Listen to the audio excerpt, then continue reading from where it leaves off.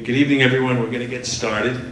I think it's 7 o'clock right on the nose. We're very punctual at EPA. As you can see, it took us a few years to get this plan out, but here we are. I think it's a night that we've all been looking forward to. My name is Jim Murphy. I'm from the EPA Regional Office, Region 1 in Boston, and have a number of other EPA folks here tonight. Dean Tagliaferro, who is going to be doing a presentation, runs our Pittsfield office and the Housatonic project. We have Bob Chanchurillo, who's over there. He'll be doing part of the presentation and also be up here for the Q&A afterwards. And then we have our legal person, Tim Conway, who I think many of you know, who won't be doing the presentation, but he'll be up here during the question and answer period. So we're going to get started with presentation that'll probably take about 45 minutes. It goes into detail just about, pretty deep detail, but not too deep, about the proposal. As you can see, the two documents that we had out on the tables, and hopefully you all got a chance to pick them up. We have what's called the statement of basis, which is probably 40-something pages, and then we have the draft permit, which is the bound one. And that has supplemental information. So we hope people are able to get a copy of both of those.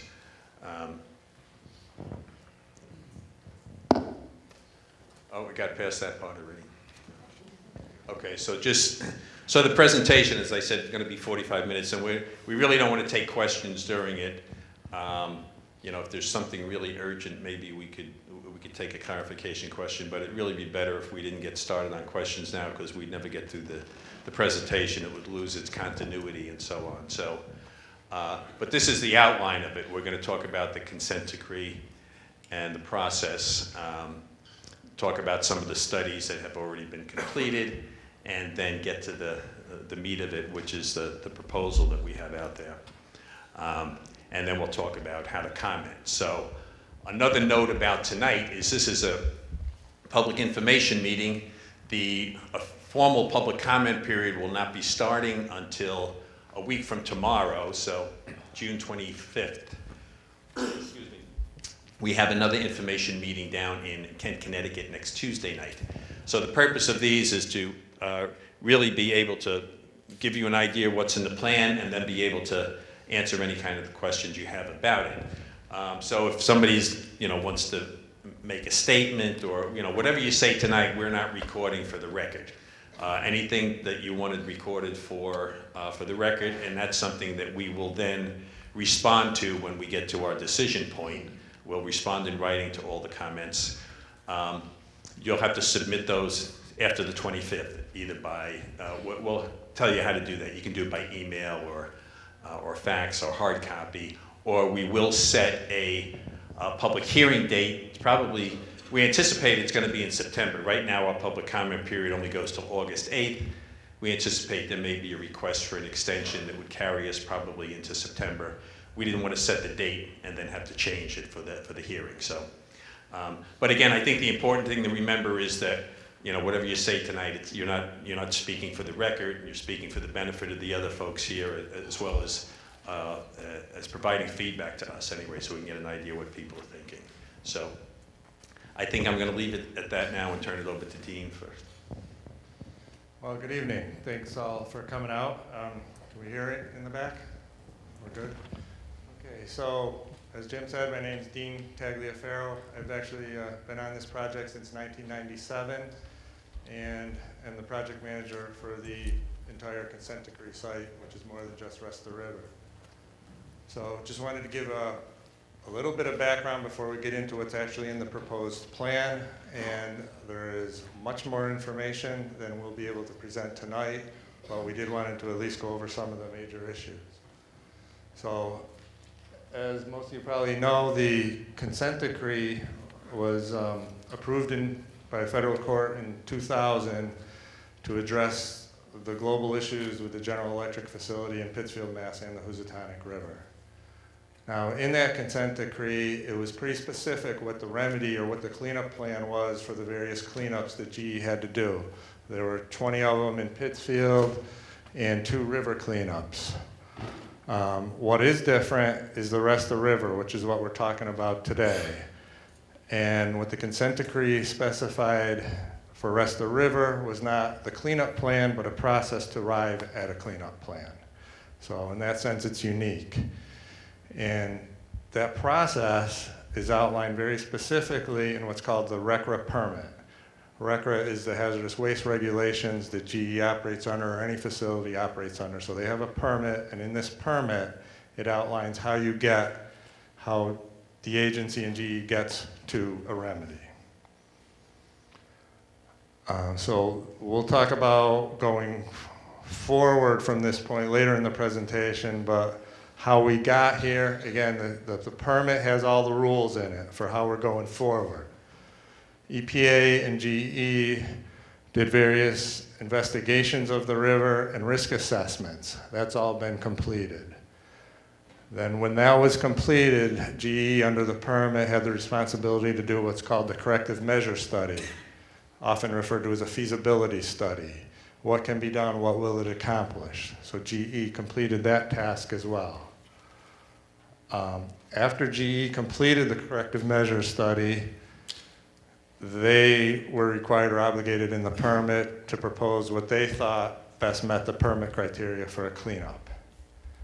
And at that point, it gets turned over to EPA.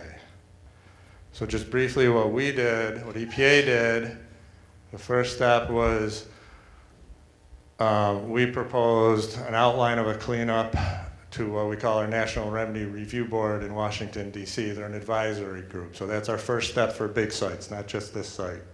That's what we do nationally. And then one of the recommendations that came back from this advisory group was you really should have more interaction with the state. The state raised some significant concerns, and just in general, it'd be a good idea if you met with the states of Massachusetts and Connecticut before you came out with your proposed plan. So we took that step, we took that advice, met with the states for a year, concluded that, came out with another outline of a potential cleanup, and at that point, there was a decision made to have discussions with GE. So we exchanged some ideas for a while, and then the process ended, and we got back on to where we are now, which is EPA issued for comment the proposed cleanup plan. So this is by no means the final cleanup plan. So that's where we're at now, and then I'm just going to quickly, hopefully relatively quickly, go over some of the steps we did before we got to this cleanup plan stage. So just briefly, what do we mean by rest of the river? It's a lot more than just what's here in Berkshire County. It actually extends for 125 miles into Connecticut. It starts at the confluence of the east and west branch of the Housatonic River in Pittsfield, Mass. At Fred Gardner Park. And like I said, flows into Connecticut. A large area of focus is what we call Reach 5. We have just designated some of these areas reaches so we could manage the project a little easier. So Reach 5, which we may talk about a lot, or we will talk about a lot, is the 10.5 miles from the confluence up here in Pittsfield down to and including Woods Pond. And each one of these reaches has a different cleanup. So we'll be talking about those areas pretty specifically. So Reach 5A is the 5 miles in Pittsfield. It ends at the Pittsfield town line with Lenox. 5B is approximately 2 miles. Again, starts at Pittsfield, crosses New Lenox Road for about another mile down to where Roaring Brook and Yoakum Brook enter the river. The third stretch we talk about is Reach 5C. That's 3 miles that brings you to the headwaters of Woods Pond and then Woods Pond itself. So obviously that's a key area. That's where the bulk of the PCBs are.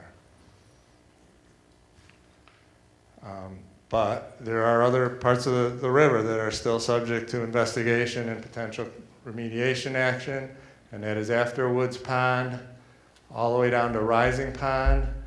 There's a series of dams. There's essentially 5 of them left where a lot of the mills were, Columbia Mill and Eagle Mill, and Lenox and Lee, excuse me. Willow Mill, which is still an operating mill, fortunately. Willow Mill Dam, Glendale, and then finally Rising Pond Dam in Great Barrington.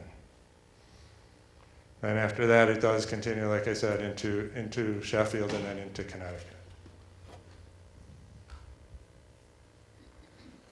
So the first step in the project back in the early 2000s was just to characterize the river, characterize the setting, the habitat, the topography, the bathymetry. Along with that, a pretty extensive sampling effort was conducted. As you can see here, over 12,000 samples collected of floodplain soil, sediment, vernal pool sampling, backwater sampling. And like I said, all this is in very thick reports on our webpage. We're not going to attempt to summarize it here, but a couple of the key factors. The PCBs were detected, as high as in the 800 part per million range.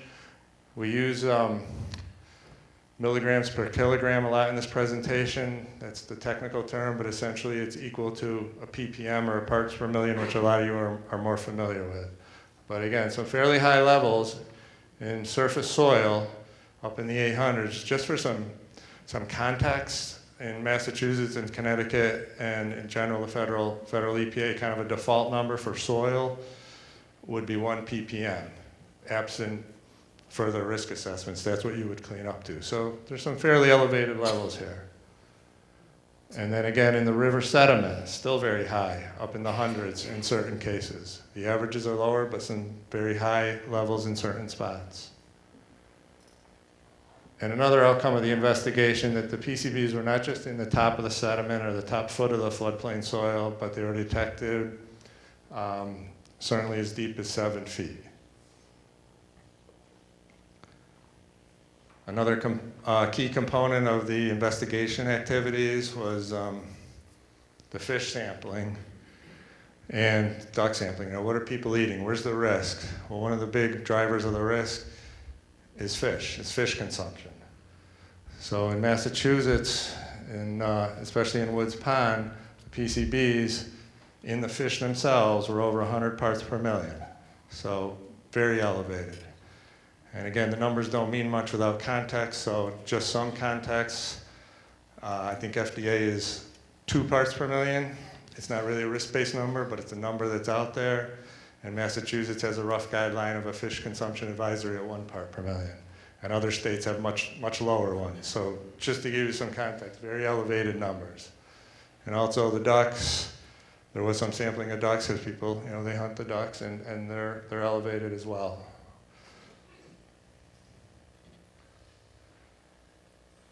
So once all this data was collected, you had to evaluate it and use it and determine what it meant for risks. So EPA did the risk assessments. They did both a human health risk assessment and an ecological risk assessment.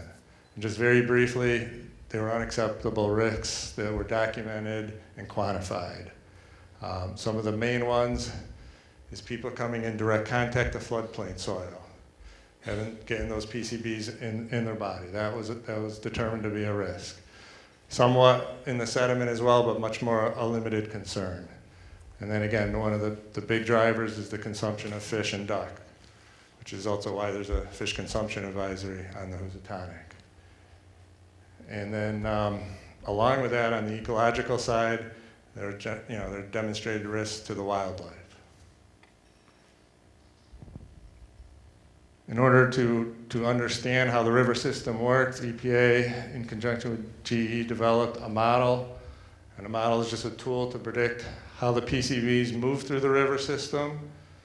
So it can explain how things are where they are right now. And it's also used when you evaluate remediation alternatives. You can set an alternative and model it and try and predict how well that alternative will accomplish some goals. So those are the 2 main purposes of the model. And a couple of key items that came out of the model during the investigation stage is that the riverbanks continuously provide a source of PCBs back into the water column and into the river. If the banks are contaminated and they erode or collapse into the river, it just keeps providing another source that needs to be looked at. Also, in general, over the years that the modeling and sampling has been done, there's been no significant burial or degradation of the PCBs that's been identified. No major trend showing it's going to go away in the next 10 years. So those are two key takeaway messages. And then lastly, it's used to estimate how much PCBs are still moving downstream, how much PCBs are discharging over Woods Pond Dam or Rising Pond Dam and going towards Connecticut. So that's just a key metric that we use to evaluate how well the remedies work, which ones are better at reducing the amount of PCBs that may, say, flow into Connecticut. So again, all this was done in the past, as you can see, from like 2000 to 2006, various dates for the reports. Again, very thick 3-inch reports, certainly all available if you want to look at them. The only other key point to point out is the risk assessments and the modeling were subject to an independent, outside of EPA peer review by technical experts. So they reviewed EPA's work, provided their conclusions, I guess, and in general validated the majority of EPA's conclusions in the risk assessments. So when GE had all this information, the next step required by the permit, the next rule that GE had to follow was they had to do the feasibility study. So they had all the information. They had to develop some alternatives, a wide span of alternatives from no action to extensive action in both the sediment and floodplain. So that was what they were tasked to do. The permit itself set very explicit rules as to how you would evaluate these alternatives. What would you evaluate them against? What criteria? They're listed in the permit and they're very specific, and I'll run over what they are a little bit later. And then GE, under the permit, had the option or was required to recommend what alternative they thought best met the permit criteria. And GE did that. They complied with the permit. They submitted their first draft in 2008 and then submitted a revised study in 2010. So the project, so in general, what are the objectives of the project? They're pretty simple. Reduce risk to human health, reduce the risk to the environment, control the sources, and minimize downstream transport of PCBs. Those are the risk-based objectives. So the permit, what's in the permit, what GE and eventually EPA have to base their remedy selection on is 9 standards. And I'm not going to necessarily read the slide. It's in the statement of basis. A couple of key ones, obviously the overall protection of human health and the environment is kind of the threshold or the key criteria. A couple other ones that a lot of evaluation went on was, is it going to work in the long term? Is it an effective remedy? How effective is it? A couple other key ones is, what are the short-term impacts? What are the downsides of the remedy? What are the, you want to call them ecological costs of the remedy? Can the remedy be implemented? Is it just something that, yeah, it's a great idea, but it can't be implemented? And then finally, how much does it cost? Cost is a factor. It is a factor that has to be balanced when looking at what's the best remedy.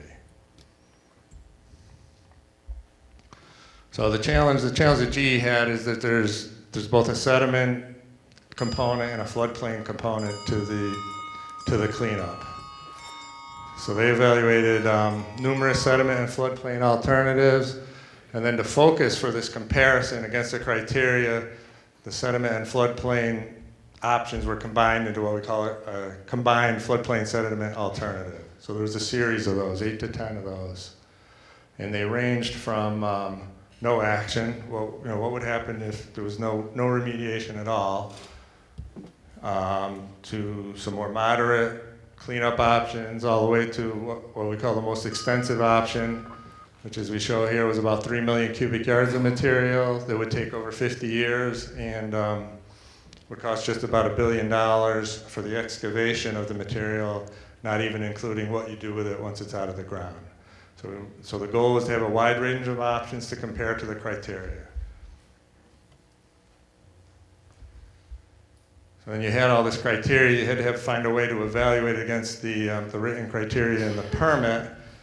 So some of that was done with metrics, with tables with quantifiable numbers. What would the fish concentrations be if you looked at remedy A versus remedy B?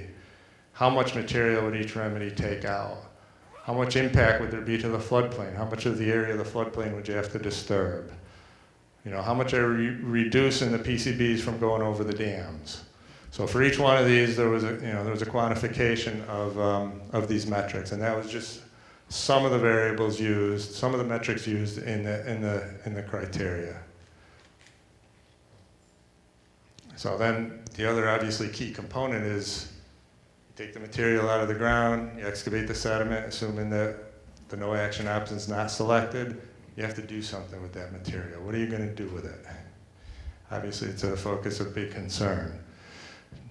So GE looked at 5 options. One of them is you send it off-site to a place that's permitted to handle this waste. It's permitted for each type of waste that has to go off-site. So that's number 1 option. The others that were looked at was, can you build what's called a combined disposal facility within the river itself?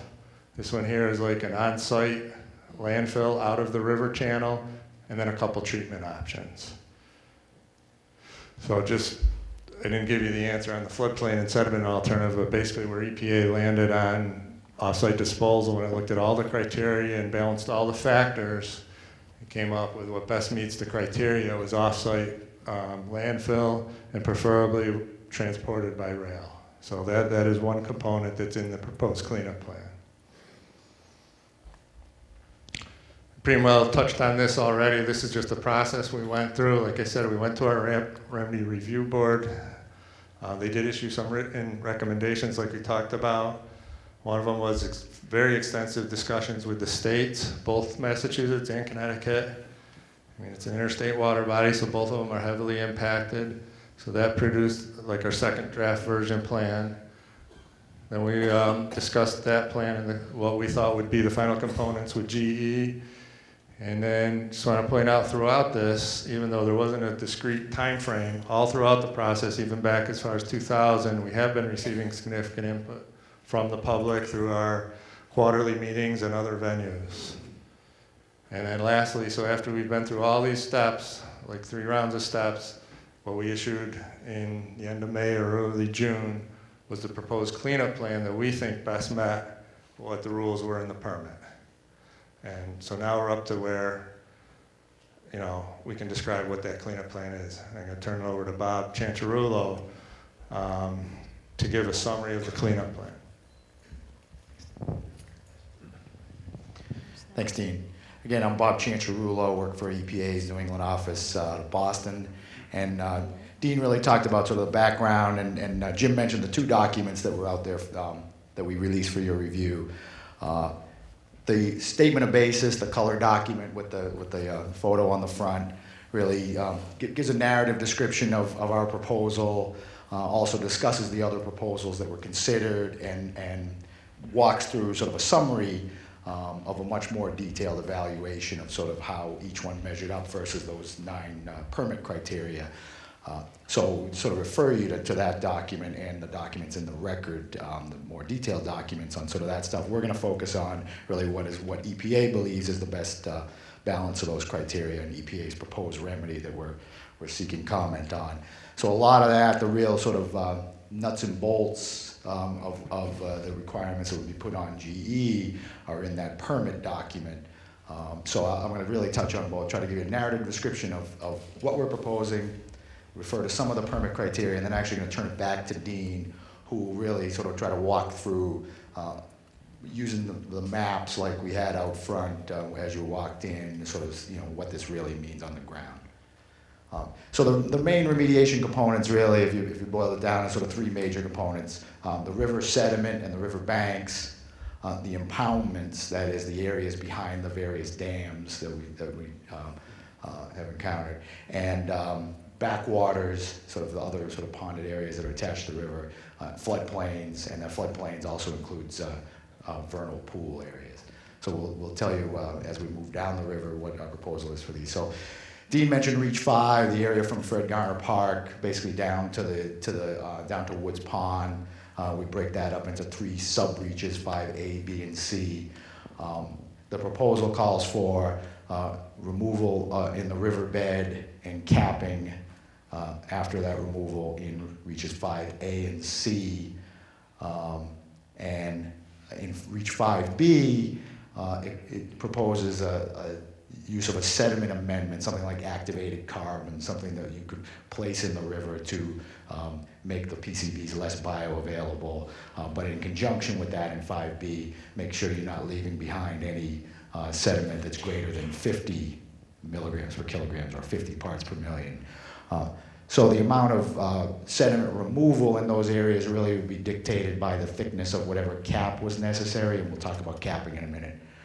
As far as the river banks, the permit lays out criteria for help define what we consider to be a bank that is first erodible, that could contribute soil to the river, and also contaminated.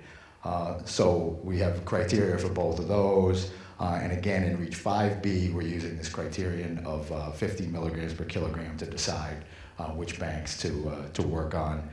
And as far as restoring those banks, there's a preference for soft engineering techniques, something we call bioengineering, and I've got another slide on that in a minute. As far as Woods Pond goes, it is largely the same. It's sediment removal followed by capping. It is a little different in that it would result in a deepening of the pond. We're basically prescribing a minimum depth of 6 feet in the pond, except for obviously the areas as it slopes up to the ground surface. And Dean's got more information on sort of what that might look like in a minute. And then when we get into the other impoundments in Massachusetts, the other dams, basically they're listed here: Columbia Mill Dam, Eagle Mill, Willow Mill, Glendale, and then Rising Pond. We wanted to make sure that the remedy was flexible enough to deal with what might be current or future plans for removal of any of those dams, yet make sure that we're going to get a remedy that deals with the residual PCB contamination in those impounded areas. So there's sort of a hierarchy of approaches laid out in the permit. The first one is prescribes that there would be coordination with dam removal activity. So EPA can't require GE to remove a dam as part of this remedy. Removal of the dam wouldn't be necessary for the risks. It's really dealing with the PCBs behind those dams. So the first one would involve coordination with any planned or ongoing dam removal project. And we know there's been interest in removal of the dam at Columbia Mill, potentially at Eagle Mill. If those don't come to fruition, or any of these dams that clearly are going to be in there for the long haul, it would be similar to the other remedies we talked about: removal of enough sediment in order to cap any contamination that exceeded 1 part per million, or clean up, if they could, clean up the whole pond to that 1 part per million cleanup level. And then what we call institutional controls. In this case,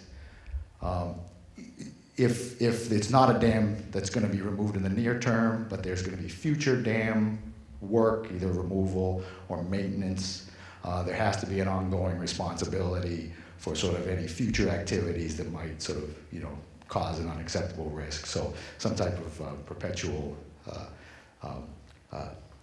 participation by GE in that type of work. You're going to hear that again when we talk about Connecticut. When we get into backwater areas, floodplains, and vernal pools, the key is obviously, again, protection of human health and the environment. We do have an overlay here when it gets into coordination with endangered species habitat areas. So we worked closely with the Commonwealth of Massachusetts, Department of Fish and Game, Division of Fisheries and Wildlife, because they've identified 18 state-listed species of special concern, mostly in that primary area between Fred Garner Park and Woods Pond. So we worked with them and basically defined 4 core habitat areas that will help guide the cleanup in the floodplain and backwaters. Core Area 1 is the highest quality habitat for the less mobile species. Those tend to be plant species that sort of can't get themselves out of the way, if you will, versus Core Area 2, which are the more mobile species, birds, endangered turtle, things that are more mobile. Core Area 3 is an area that sometimes in shorthand, we don't have it listed up here, we call a species richness area. It's an area where it could be priority habitat for 8 or more of these state-listed species. So that's sort of another layer of areas to consider. And then Core Area 4 was just the state's identification of potential vernal pools in the area. So when Dean does his presentation specifically on some of the cleanup areas, you're going to see these core areas again. So I just, these yellow areas, we just happen to list the Core Area 1, because that was the highest priority for potentially avoiding excavation in these areas because of the presence of the endangered species habitat. As you move further down, there's additional areas. So the first place we see this manifest itself as part of the cleanup would be in the river backwater areas, where in general, our remedy proposal calls for the same type of remedy I talked about in some of those impoundments. Excavating in order to cap any residual contamination exceeding 1 part per million. However, if any of those backwaters were to overlap this Core Area 1, we would only excavate it if it exceeded 50 parts per million. But sort of for everything in between, we'd use an approach similar to what we talked about in Reach 5B, potentially using activated carbon or other innovative method of an additive to the sediment to reduce bioavailability. So we talked a lot about capping. Almost every one of those areas we talked about is really excavating enough sediment in order to place a cap to control any more contamination that's left behind. And so I'm going to try the pointer here. So the cap basically, 2 main functions, but obviously there's a number of layers, a number of functions, but we're trying to control any PCBs remaining in the underlying sediment from getting through the cap back into the water column and back to the surface, and also making sure that the cap itself is stable. It's not going to erode, so it has to be designed to handle the flows that are going over it. Natural materials, we're talking here, there may be some carbon component, but mostly, sands and gravels. Habitat layer, sort of at the top layer, ought to end up being the same type of substrate that's there before they do the digging. And we talked about this riverbank hierarchy. This figure is in your report, because I know you probably can't see the notation on there, but so we set up those criteria for what makes a riverbank, what riverbanks do we need to clean up? Are they erodible and contaminated? So the goal is obviously, let's not disturb any riverbank that we don't have to disturb to, necessary for the cleanup. So that's sort of the first choice. But where it is erodible and contaminated, then once you excavate it, we want to make sure we restore it, in a sensitive manner, and that's basically reconstructing with bioengineering, which has got a little graphic here. Again, using natural materials, old woody debris and things. So we're not talking about an engineered drainage ditch, which we had talked about, which we had heard criticism in the past of some of the prior work.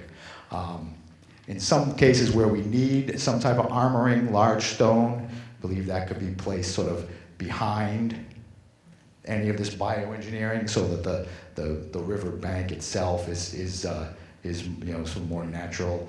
But of course there are going to be some areas where some type of stone armoring is required. I would say that's probably mostly for protection of infrastructure, to the extent there's a culvert or a bridge or other bank, something that the other infrastructure that needs to be protected from sort of erosion into the river.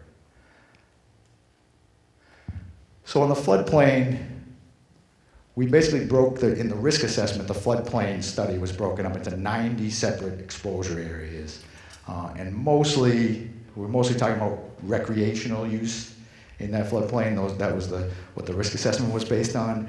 But it varied area by area as far as the intensity of that use, and therefore sort of the commensurate risk of human exposure. So in the permit, we've set up 2 tiers of cleanup levels. And this is because of those core areas, those endangered species habitat areas. So we have sort of the primary cleanup standard that we'd like to meet, and there's there's two sets of numbers for each. My pointer's not working. Anyway, for each exposure area, the primary cleanup goal. But then, as you sort of decide what you have to excavate to meet that primary cleanup goal, you also consider the endangered species habitat and the need to either avoid or where you do have to excavate to meet this secondary standard, make sure you're minimizing impacts and mitigating those impacts to the endangered species. So sort of managing any unavoidable impacts to the threatened or endangered species. And the remedy is essentially 1 foot, would call for 1 foot removal of soil in those areas, and Dean again will illustrate this in a few of the areas, except in certain frequently used sub-areas. Decker canoe launch is one of them, and there's others, some of the fishing game recreation areas that definitely have a more intensive use. That would call for a 3 foot excavation, the places that are sort of frequently used. But there is a map of what we had estimated to be those frequently used areas in the draft permit. We're certainly welcoming comment on whether people think there are other areas that fit that description. And finally, vernal pools, as far as within the floodplain area, there's a cleanup level, 3.3 milligrams per kilogram PCBs. That's based on protection of amphibians using those pools. We do set forth an iterative approach where work would begin on a subset of pools as far as sort of traditional excavation and restoration work, whereas other subsets of pools would explore innovative technologies. Maybe that's, again, activated carbon or other sediment amendment. Maybe that's some other technology. And then also consideration of the core habitat areas on which pools to sort of work on first. And then in an adaptive management approach, you may hear that term a couple times, really learn from that initial work on these initial groups of vernal pools to decide how to design the remedy on the remaining vernal pools. So we talked about the impounded areas, the areas behind the dams below Woods Pond. Sort of everything else, the flowing parts of the river, sort of between those ponds, and then the entire river below Rising Pond and through Connecticut. The proposed remedy is monitored natural recovery and obviously the control of the upstream sources. So the work we do in those other areas will help reduce contamination in these areas throughout Connecticut. So that means long-term monitoring of surface water, sediment, fish, and other biota, and institutional controls, and that takes a couple forms. It's that issue I mentioned in Massachusetts. If one of those Connecticut dams, it's not slated to be removed now, but someone does bear some cost because of residual PCBs in those dams, we want to set up in those impoundment areas. We want to set up a process where GE would have to take responsibility for the sort of the incremental costs associated with the presence of any PCBs, and that would be in place for the future as well. And then I'm going to talk in a minute about fish advisories and other education programs that would still be necessary. So we dig it up, and we talked about digging up and capping a lot of these areas, and then we get into restoration. This is especially important in the floodplain areas, but they're obviously in the river itself. So the goal of restoration is basically to return the areas to pre-existing condition absent the contamination. We have a very detailed set of restoration performance standards laid out in the permit to basically go and assess the baseline conditions, sort of what are the conditions beforehand, develop objectives for that restoration, develop a coordination plan. There's going to be a lot of coordination, I think, with the Mass Division of Fisheries and Wildlife on this, on devising and implementing the restoration plan, including long-term monitoring and maintenance.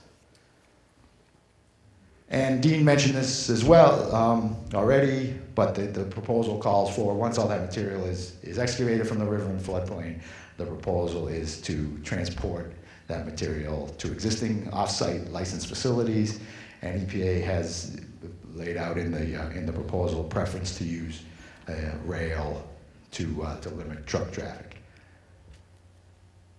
And then as you go through the permit, you'll see a number of other requirements that aren't maybe not specific to the sort of real engineering measures that have to be done, but general performance standards for what we think the expected outcomes will be as far as reduction in fish tissue concentration, a reduction in the amount of PCBs moving downstream over Woods Pond Dam and Rising Pond Dam, adaptive management, consideration of new technologies, which I mentioned in several of these areas, long-term operation, maintenance, and monitoring, and that includes then maintenance and repair of any of these caps, should there be any kind of need of repair, any failure during storm events and whatnot. 5-year reviews, that's a review that EPA does, required to do every 5 years to ensure that the remedy remains protective, to see if there's any new information that would call into question the long-term viability of the remedy, and institutional controls. Again, some of that is based on sort of land use controls, provisions for additional work should land uses change, provisions for ongoing fish consumption advisories, which may change over time as things get cleaner, and education and outreach associated with that. And then there's a section of a series of plans. I think it's not quite A to Z on the list of plans that they go through, but I think it's A through X in the permit. Detailed remediation work plans. We see this project moving sort of downriver stepwise. We'll talk about the schedule in a minute, but there'll probably be separate designs for separate small lengths of river. Quality of life compliance plan, I know, is something that's of great interest to this group. Basically EPA, GE having to submit plans for EPA review and approval on things like noise, air quality, odor, light, the coordination to allow continued recreational activities in the area, a plan for road use, including restrictions on transport through residential areas, and overall community health and safety.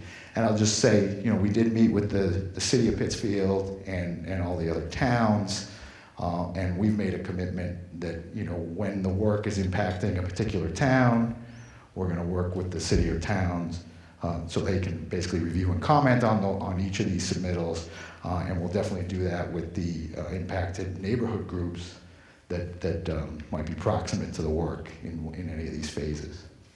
And finally, a cultural resources plan, which gets to any kind of archaeological, sort of historical resources or Native American artifacts.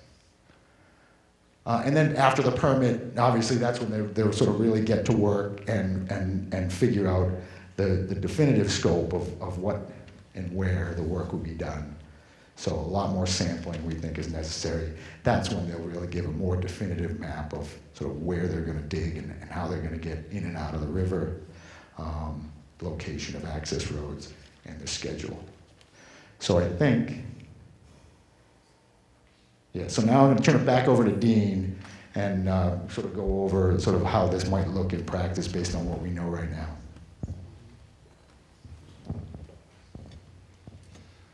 Okay, so Bob gave a real good description of what's in the permit, what the requirements are. So now the question is, where's the work going to occur, when's it going to occur, and how is it going to occur? So obviously that's what I assume most of us, that's the big topic here.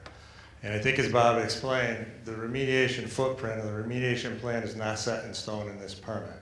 There's a lot of additional sampling and investigation that has to occur before you have a definitive map of where the excavation is going to be.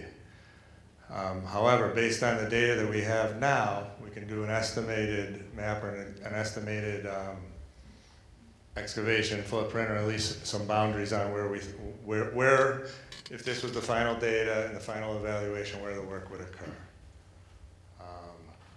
So again, this is Reach 5A. This is all of Pittsfield, the part of the river in Pittsfield. So a few things to note. What is specified in the permit is all of the river channel itself will have to be excavated. So the entire channel to a depth necessary to put in a protective cap. So that is an area that's actually outlined. As far as the floodplain soils and the vernal pools and the backwaters, based on the data now, the red areas up here is what is required to meet the primary standard that I think that Bob talked about for the floodplain soil. What's the primary cleanup standard in the floodplains? That's step one of the evaluation. Plot that out on a map. Same thing with the backwaters. The yellow areas would be the backwaters, areas that are predominantly wet throughout the year but are not part of the main river channel. So those are delineated based on the data we know now what would have to be excavated. And then also the riverbanks in 5A would only be excavated to the extent they're determined to be erodible and have PCBs greater than 5 ppm. So this is the general footprint. And then overlaid on that, as was discussed, is this green crosshatched area. And for purposes of this demonstration, this is just core area 1, because there's a preference to avoid excavation in that area if at all possible. So a couple things on the core area 1s. It does not apply to the river channel, so it's not going to preclude excavation in the river channel. That's one point to get across. And then absent these core areas, which you might be able to see here, or at least on the maps outside, underneath it, if there's red areas, those areas will only be excavated if necessary to meet what we call the secondary standard, or the bare minimum that we have to do to be protective of public health. So you can see it covers a couple of key areas, a couple of very large areas that absent the balancing of the damage to the ecology or the environment with the human health, otherwise would have been required to be excavated. So that's a pretty big scale. So I tried to zoom in on an area, particularly an area of concern, the area with these two neighborhoods here, and a little bit more of a blow up of what might happen and what evaluation process GE and EPA and the states will go through before finalizing the maps. So a couple things to look at, you know. So here's the river in orange flowing through. That, as I said, the plan calls for excavation of that river. Based on very limited data, this little blue line or crosshatch blue line would show the banks that would need to be remediated. And again, that's going to have to be validated by additional sampling. And the core areas don't play into the riverbank evaluation either. That balance has already been made, and we estimate that only about 30% of the banks will need to be excavated to meet the performance standard or the cleanup standard. So then the next key evaluation is the floodplain area. And again, to meet the primary cleanup standard, based on the current data, would require removal of all these red areas. There's a red area underlying a lot of these core area 1 habitat components. So in these areas, unless there's some extremely high levels that would require some remediation to meet the secondary cleanup standard, there would be no floodplain remediation in this area at all. I think I just happen to know this one in particular. There's some very high levels in around 800 parts per million. Based on the current averaging and the current data, there would be some minimal excavation in, I think, over in this area. But the rest of this would not be subject to floodplain excavation. And again, most of these areas, the vast majority would be 1 foot of floodplain soil. Same thing with the backwaters. This area right here, a little hard to see, but underneath this crosshatch area, which is core 1, is a backwater that right now is presumed to have PCBs greater than 1 part per million. So unless there's levels above 50 here, this backwater will also be left alone, except for maybe a pilot study to test some sediment additives. So you can see, at least in this area, which is just happens to have a predominant high ratio of core area 1, it has the balancing with to protect the habitat for the endangered species has a very significant impact on the amount of remediation. Probably knock this area down by maybe 90% of what otherwise would get remediated. So that's just how that gets played in, and it gets played over in every single averaging area that Bob put on that fairly complicated floodplain map. So we can't tell you right now the exact footprint. And then, so that's what might have to happen. As opposed to how it might happen, I think Bob touched on that. That's not set yet. There's no master plan with a layout of access roads or staging areas or how GE is going to do the work. That's going to be determined down the road.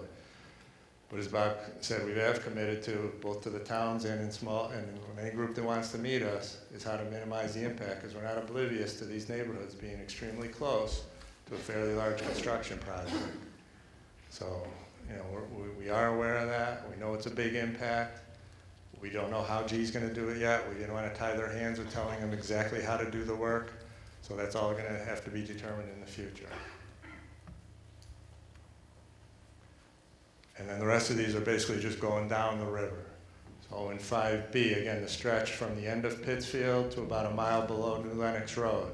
This area is a little different. The river channel, the river bed, had lower levels of PCB in it. So as part of the balancing to try and minimize the impact to the environment, there is no excavation of the river channel itself, unless there's PCBs greater than 50 parts per million in certain areas. So very limited remediation expected here. Same with the banks. The only criteria to remove any banks in this area is if there's PCBs greater than 50. So we expect very minimal bank work here. And then the floodplain is the same scenario. Red is necessary to meet the primary cleanup standards in the floodplain, so there is sporadic floodplain cleanup here. Yellow would be the backwaters that would require cleanup, again, unless you're overlaid with a core area 1, and where that excavation would be definitely minimized.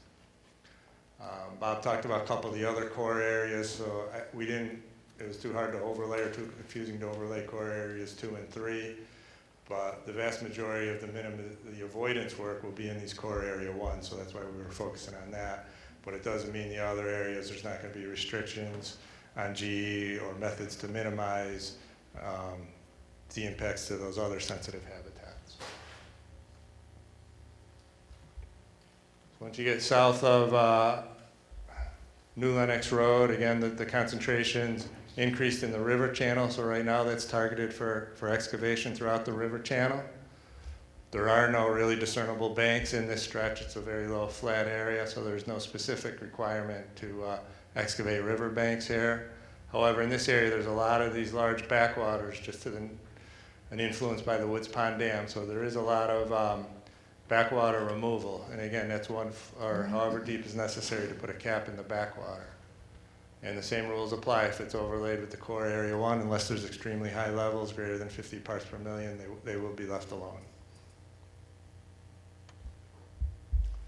Woods Pond itself has a different standard. It's all targeted to be capped. However, prior to being capped in these low areas, I think a lot of you may know it could be as shallow as 6 inches of water in certain spots. In general, maybe 2 to 3 feet in this purple area right now. So there would be a fair amount of excavation to get this area deep enough such that when you place the cap over the material, you would still have 6 feet of standing water throughout the pond. Except, as Bob noted, you'd obviously have to taper it back to the shoreline. This area here, which is certainly not completely delineated, is more the deeper part of the pond. In some areas, I think it's at a depth of 10 or 15 feet. In that area, the excavation would only be performed to the thickness necessary to put a cap in. So it wouldn't have to, this area would not get any deeper, and it would not get any shallower with this plan. And that goes right up to the outlet or the Woods Pond Dam. I think Bob talked about, I know he talked about the sequencing and the interaction with some of these dams that might be removed and the ones that would stay in place. Just real briefly, this just shows the impoundments and the area that would have to be investigated to see how much work would need to be done. These areas can be shrinked significantly, potentially depending on the sampling. It's really just a rough idea. Most of the reach is a flowing reach, and a lot of this work will be very contingent upon dam removal. Other areas, significant requirements for GE, especially at this Willow Mill impoundment. If there is this work that has to go happen, how can GE do it without impacting the operating mill there? there's going to be obviously some restrictions on that. It can't adversely affect their business. It can't adversely affect their water flow, their water quality. There's requirements in the permit that GE has to maintain that water quality. If there's any maintenance on these dams, if the mill, if they need to do some maintenance and open a sluiceway, GE's responsible for the incremental costs associated with any management of the PCBs in those areas. Same thing with Glendale, which is an operating hydroelectric plant. Limited removal and remediation behind it, and maintenance requirements. The only area as of now that has any floodplain removal is a little bit upstream of Glendale in Stockbridge. Other than that, I forgot to mention, but there is no other, I don't believe any floodplain remediation required below Woods Pond.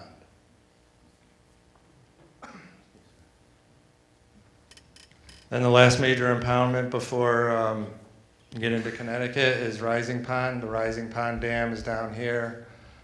Same thing, it's been a pretty good trap for a lot of PCBs over the years, so it's fairly contaminated and fairly contaminated at significant depths. So the plan here right now is where there's PCBs greater than 1, excavate out material and place a cap such that you don't fill in the pond any more than it's already filled in. Basically get back to the existing water depth in this area.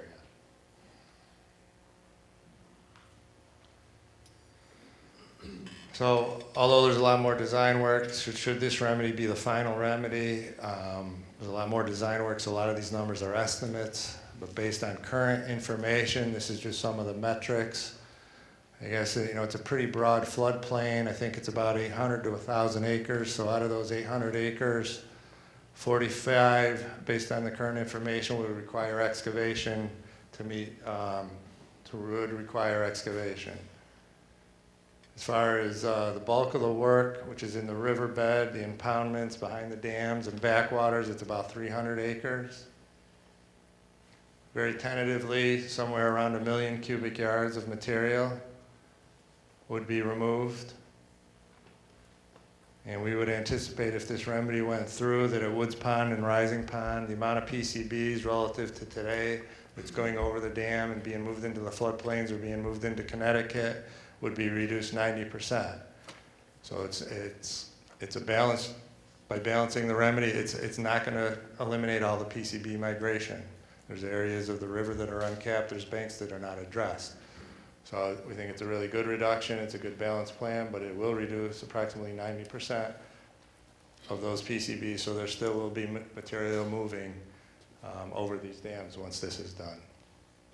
And then what do you do with the material? As of now, absent some innovative technology that could come along in the future, the default remedy is it'll go to licensed, permitted facilities that are designed to take whatever type of waste comes out based on the characteristics of the waste. And then again, once work starts, somewhere around 13 years, very rough estimate of how long it would take to do all of the active remedy. As far as phasing the remedy, it's not going to be 13 years of work in every location. It's not going to be 13 years of work, in the top stretch of Reach 5A in Pittsfield. A couple things on this graph. This just shows down this side the areas where work would get done and the years of implementation. So year 0 here, that's not tomorrow. It's not anywhere near tomorrow. A couple things have to happen. We have to get through this permit process, and Jim will talk about the next steps through an appeals process, the public comment process, and then eventually there'll be a final remedy. That could be 2 to 3 years, could be longer. And then after that, then GE gets issued the permit. Then there's a lot more sampling, investigation, design, coordination before anybody does any work in the river. So this year 0 is probably at least 5 years away from today. And then these are just rough estimates based on some production rates. 5 miles in Reach 5 in Pittsfield would be 5 years, so about 1 year per mile. So again, if you're in the upper part of 5A after the first year, you're pretty much, there might not be any more impact in your neighborhood. And then just some estimates along the way. One option is to dig up Woods Pond concurrently to try and get that pond deeper sooner in the remedy. wait till all the upstream work is done and then go ahead and place the cap. That'll give you the added advantage of deepening the pond, as soon as possible without having any adverse impacts to the migration of the PCBs. And then lastly, at the tail end of the remediation would be the downstream impoundments. And then there are provisions to start this work. One thing that's in the permit that we heard loud and clear is if there's an entity that's willing to take a dam down starting year 1, this work would be expedited such that GE will not hold up the dam removal. That's the intent of the permit. So that's the timeline. I realize it's not definitive. It might not be very satisfying, but that's the estimated timeline and the estimated work of when it's going to happen. So the question is, where do we go from here? We've seen this slide before, but I'm going to turn it over to Jim for the steps going forward.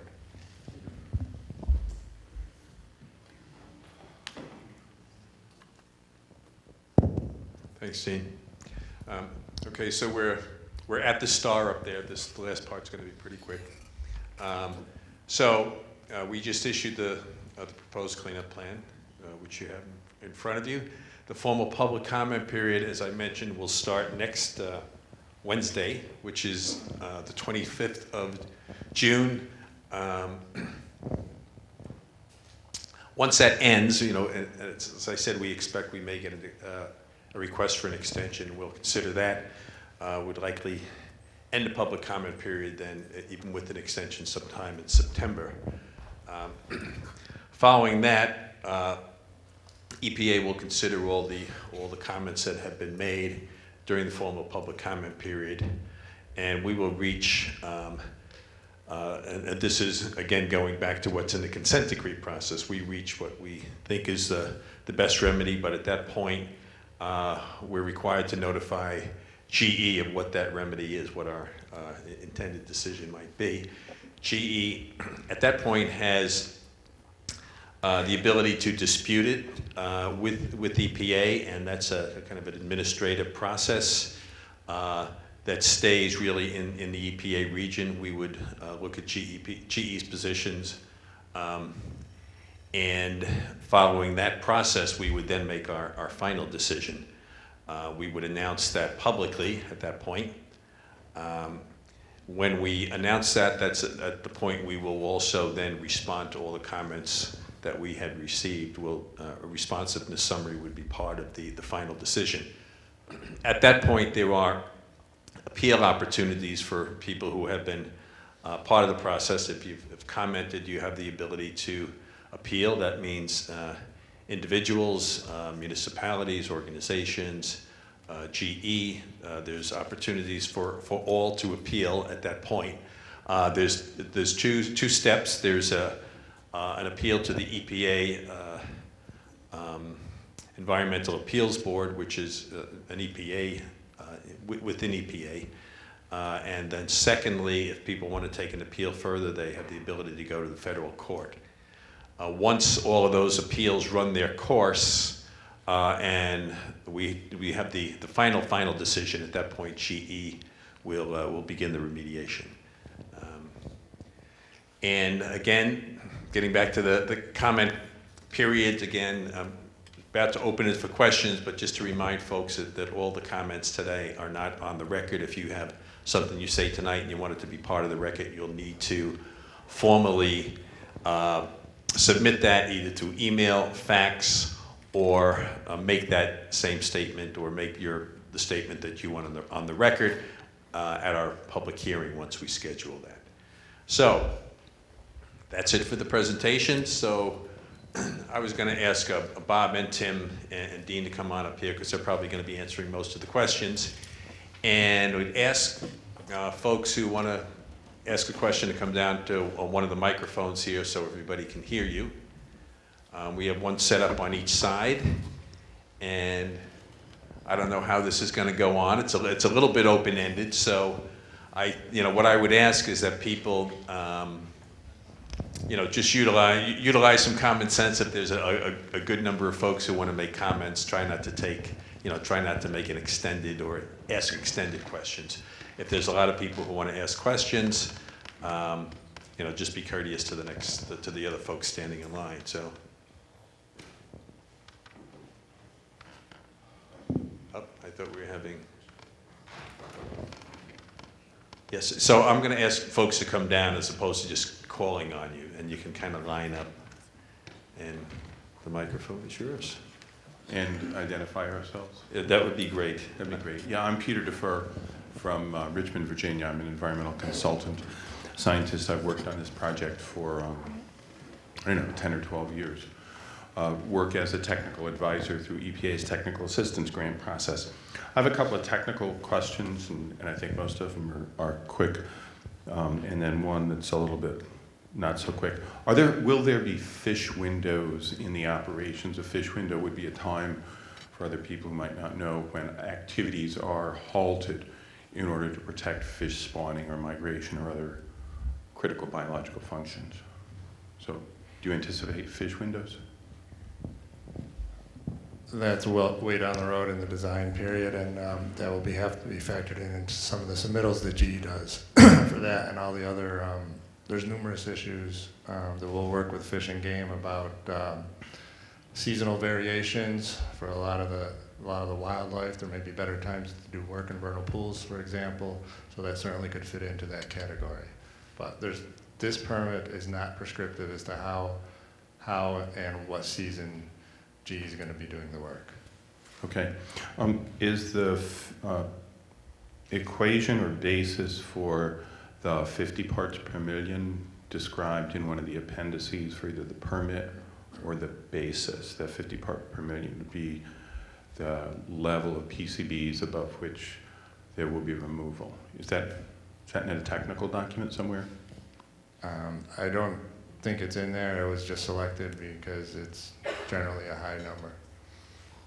There's no magic to developing the 50 ppm.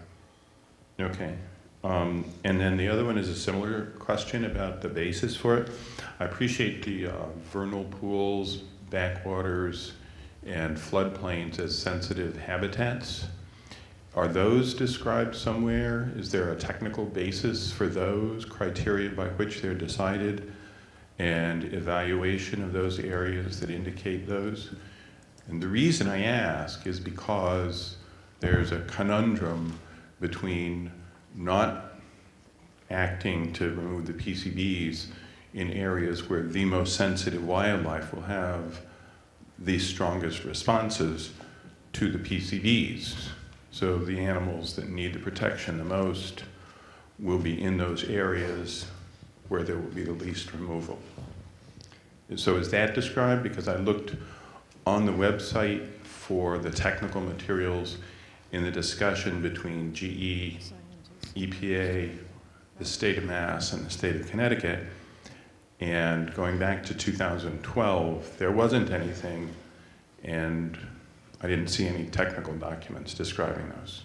Yeah, so as part of the discussions we had with the Commonwealth of Massachusetts and the state of Connecticut, the Commonwealth developed the core areas, primarily the Division of Fisheries and Wildlife. So that is included in Attachment B of the permit. That is the letter that was written by Mass Fish and Wildlife, the maps, the species, and generally the rationale for those core areas. So that was an outgrowth of the meetings with the state. So that's why you won't see it before 2012. Okay, so are any of the materials from the meetings before 2012 available?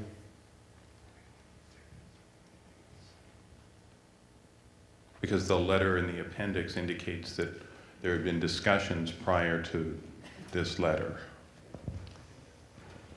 I think the attachment B was the outcome of those discussions, so that's what we included in the permit. Okay, so none of the materials from those discussions are available. The outcome here is in there, but as far as deliberations leading up to that, I don't know of any that are in there. Okay. I have one final technical question. Will the final remedy take into account new information on PCB toxicity? The way you describe new information on remedies may be incorporated.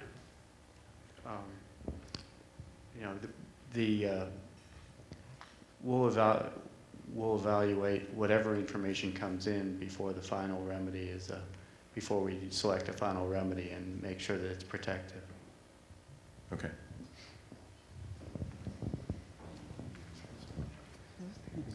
Hi, I'm Michael Kaplan. I'm a member of the Berkshire Sanctuary Committee for Mass Audubon, and we're stewards of the properties, including Canoe Meadows, which is in the early part of 5A. Now, looking at the maps, I have trouble finding, with all those overlays, exactly what Canoe Meadows category for core protection is.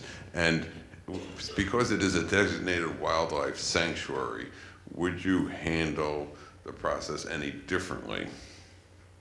I don't know if you could show it on a Yeah, map. so I think some of the human health exposure assumptions are based on sort of a, potential more frequent use in those areas. There is, I think Dean's sort of zoom in map, I think showed the Canoe Meadows property, and there is a portion sort of there in the kind of southwest corner that is a large area of ostrich fern, priority habitat for the ostrich fern borer. So that will definitely be a consideration in that balance between excavation and not disrupting that area as we move forward. So That answers. And would you have to use a property like Canoe Meadows as a staging area, or would you try to stay away from those sensitive areas for Well, whatever as equipment? Dean mentioned, I think none of that's really been determined. Obviously, that's a consideration, and the neighborhood concerns are a consideration in any type of staging area. So it's premature to give an educated answer to that. Only that obviously, you would have to coordinate with any property owners before using a property, and again, we fully expect to have them, and EPA would be coordinating with the local governments and the property owners and the neighborhoods on any implementation details like that as we move forward. Okay, Jeff, I just want to note there are the two microphones, so we'll try to go back and forth as people come down. I'm Jeffrey Cook. I live at 9 Palomino Drive.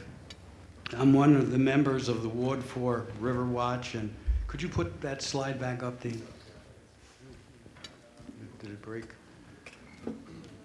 With regard to, obviously, our neighborhoods are very concerned about what you call the Core 1 area. And I'm interested in terms of what's being proposed for the Core 1 area, how that compares to what the state agencies proposed in January of 2011 with respect to that area. Okay, so when GE completed their corrective measures study in 2010, the Commonwealth provided a comment letter in January, which I believe is what you're referring to. Correct. I don't know, I can't recall exactly what was in it, but I think, and the Commonwealth would have a better answer to that at some point. But in general, I think it follows certainly the spirit of that, where the Commonwealth wanted minimal excavation in these core areas only as necessary to meet what we call the secondary cleanup standard, which is essentially what they said. Just do what you have to do to meet the human health requirements and don't do any more. Don't do any extra excavation to minimize the potential PCB impacts to ecological receptors. So I think in general it's very close to what they propose for floodplains. But I really don't want to speak for the Commonwealth. Okay, I thought they were going to leave it alone, but I'll defer to you on that. So we have the river, which is going to be fully dredged through that area, and we have, I think we said reach 5A is 5 miles, and so we're going to reconstruct about 3.5 miles of the river banks is what I think I read in the draft. So when you look at that area and you talk about dredging the river and rebuilding the river banks, how do you get the equipment in and out of there without tearing up the floodplain? Right, that's the key question, and like I said, we didn't prescribe it to GE. We want GE to have all the flexibility to come up with the best methods. But back to your first question, there was, I believe, one area that the Commonwealth in their letter recommended no action, even if it meant posting warning signs where the cleanup levels couldn't be met for human health. And I believe that was what Bob talked about, the ostrich fern area, which was up here. So it wasn't, I don't believe it was in this area. But as far as how is GE going to do it, I don't know how they're going to do it yet. The flexibility is there. Obviously, the concerns are well known for the neighborhood, and that hasn't been determined. There's been a variety of methods used throughout the country in different areas. There's no scenario that's exactly similar to this. So I can't give you a perfect example. But there's a variety of ways with a variety of equipment and some creative methods to get it done. But I don't know how they're going to do it right now. Okay, so of course that's of very significant concern. And when we talk about use of rail, we're still talking about excavation of the river, reconstruction of the riverbanks, moving material around, and someplace there's going to be a rail depot. And it's not going to be, obviously, the core one area. So we're still talking about trucking the stuff to where the rail is, right? In terms of the impact on this area. Yeah, that's correct. The material still has to get to a rail facility. If I can get this right, here is the rail line. Yeah, it's on the west side. On the west side. And it's not as simple as you just drive over to the rail, dump it on the train, and Oh, it yeah, goes we know away. that. So we're very interested in the comments. There's pluses and minuses of using rail. Yeah. In a certain sense, it leaves a lot of trucks off the road, but in another sense, like you said, you got to have one central location. Right. And all the trucks need to go to that one central location. Yeah. So is that a good idea or a bad idea? Yeah. We're very interested in that comment. Yeah, But to your main point, yes, if something is excavated here, it's got to go somewhere. yeah. It can either go by truck, straight out, once it's sufficiently dewatered, or it can go, I'm going to pick a spot and probably get in trouble, but I'll pick the treatment plant because I know it can't go there. Yeah, Or it okay. all has to be driven down to one local You spot. could try my backyard, you know. I wasn't precluding that one yet. I know that. I know that. I know you're keeping score, so I know that's something you're going to consider.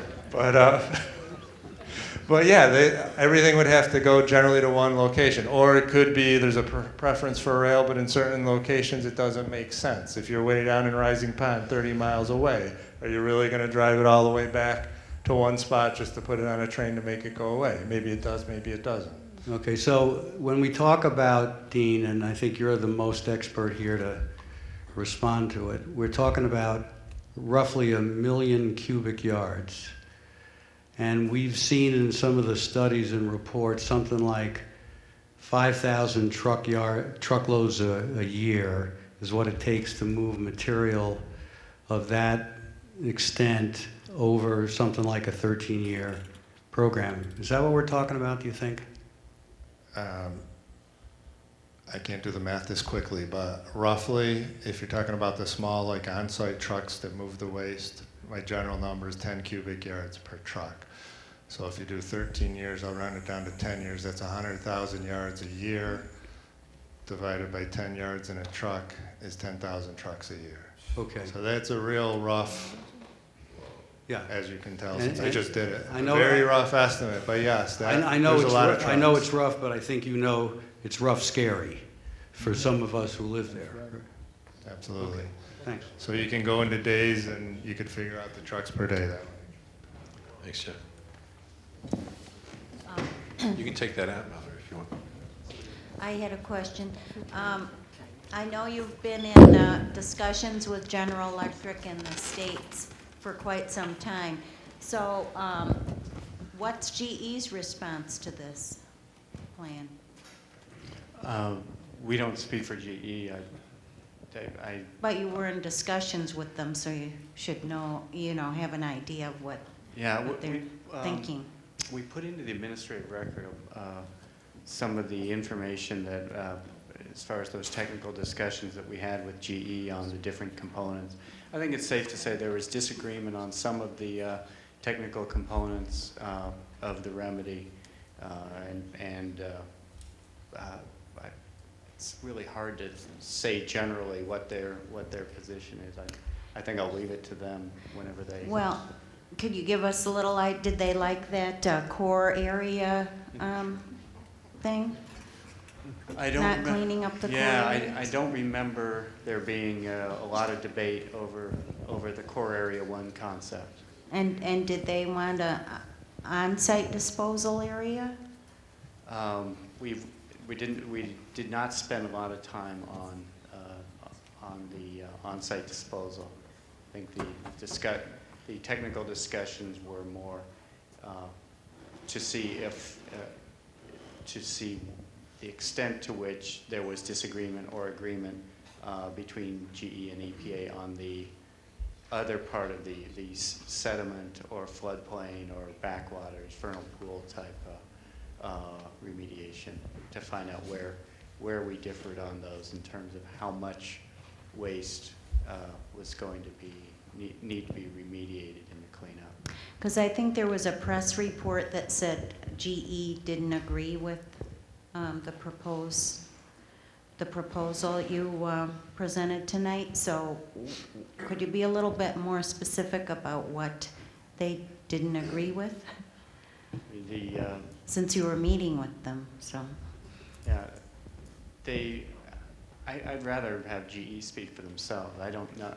I think that if people took a fair look, if anybody took a fair look at the way we balance the 9 criteria from the permit, they would recognize that we've done a fair job of balancing the different relevant factors that are necessary for everybody to evaluate this remedy. So I think that anyone, GE or anyone who takes a fair look at this, they may come to the same conclusion we have.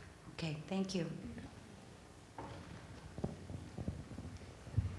Mr. Mayor. Hi, Dan Bianchi, Mayor of the City of Pittsfield. As you pointed out, we've got 2 significant neighborhoods on either side of the river. And then we have a number of homes along Holmes Road. And they're homes, they're not houses. We're very concerned about the tranquility that's going to be destroyed for what could be a number of years in those neighborhoods. And you talked about that you would work with the city, you would work with the neighborhoods. Maybe you could describe just how you would go about that. And that's one part of my comment and my concern. But you also talked about the possibility of 50,000 trucks over a 5-year period. That has significant impact on roadways, has significant impact on infrastructure, and some would suggest significant impact on things like tourism and the local economy. If that was to be quantified, I'm sure it would be, and it has been to a certain extent, a very significant number. And what is EPA's role, if any, in addressing the economic impacts and the impacts on infrastructure that will be affected by that kind of activity? But the first question is, how do you plan on interfacing and interacting with the neighborhoods who are going to be most likely and most heavily impacted to accommodate their concerns, as well as working with the city? Okay, so a lot there, but we'll start with the first one, the impacts to the neighborhoods and the city. And then again, with some rough math, just to kind of move on that truck comment, it's about 30 trucks a day. So it is significant, but it's in the realm of what was done in Pittsfield in the first 2 miles of the river. I was also the project manager for the 1.5 miles, which, as most of us know, went right through the city of Pittsfield and actually was in people's backyards, not adjacent to them. So I would envision a very similar process where we met with every single resident that was affected by the work. We met in small groups, we met individually if people didn't want to meet in a big group. We met with the Commissioner of Public Works, we met with the city, and anybody else who wanted to meet with us, both me, and then when GE was involved, GE met along with us. So that's what we would envision as soon as we get enough information to have a meeting. Would be as inclusive as possible, while also pointing out that the work had to get done. So it wasn't, You know, we're not here to tell you it's going to be minimal, but there's a certain amount of work that we're going to have to make sure, if this is the final plan, that actually gets done. So that's what I would envision.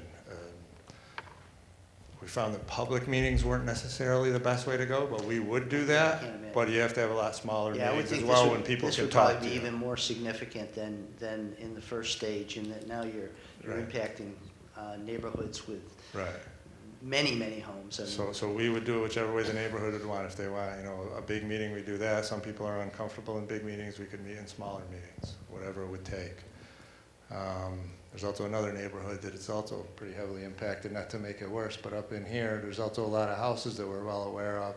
The work's away from the river, but you are kind of boxed in here. So and that's not to say in the areas that are more sparsely populated that that's not just as important to that homeowner. Yeah, So and we I know that. that there's homes that are very close to the river, but Right. the impact is going to be, you know, the work that's going to be done is really going to impact the entire neighborhood. Correct, So, yeah, it will, it definitely will. So there's a lot more work to be done. As far as any damage that GE causes, I'll try to keep it simple. If they damage a city road, they'll have to fix it. If they damage someone's property, they have to fix it. I think, as you know, it's sometimes not simple to quantify damage Well, to and a that's- degraded road, yeah. and we can have those discussions, but yeah. kind of the short version is whatever they damage, they need to fix. Yeah. And we could, And I guess who Have a lot of discussions who on that. monitors that kind of activity and who monitors it? quantifies the damage? right, we would monitor, we would look for the city or the local entity or whoever it would be, the towns, to participate in that and not exclude them. Yeah. And once again, infrastructure is you know, one thing to quantify, but then the economic impacts on a community, especially over what appears to be now a 10-year period as opposed to 5 years of actual work, but even the 5 years of planning may have certain impacts Right, as on far valuations. as far as any perceived or actual economic losses that a town would be impacted, I think I gotta turn that over to Tim and see how, Yeah, in the federal laws that deal with the cleanups, there's no provisions for the cleanup costs, including economic losses like that. But you know, we're willing.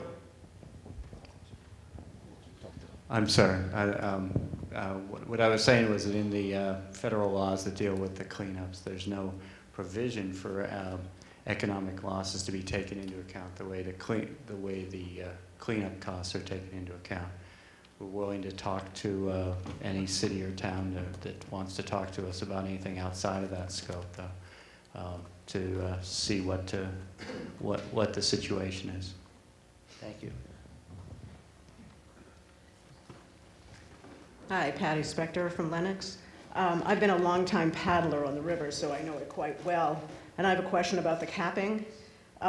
Knowing what the current can do when it's high water, it can move very large trees, even trees that seem to be embedded in the soil, which will also, keep in mind, which will also drag the river bottom. The current can also change the course of the river, which it has been doing every year, changes the river banks, and it also changes the depths of the river. So how do we know that capping will be effective, that will maintain itself over all these years? okay, very good question. Capping is another one that requires a lot of balance, as with everything on this project. In the upper 2 miles where the contamination was more significant, we took a more conservative approach and went with a very strong armored cap, which will probably keep the channel where it is for a long period of time. The downside is you've got a lot of armor in that cap. So in this balanced approach that we're looking in rest of the river, where it's more native and more natural, it'll be designed to withstand 100-year flows.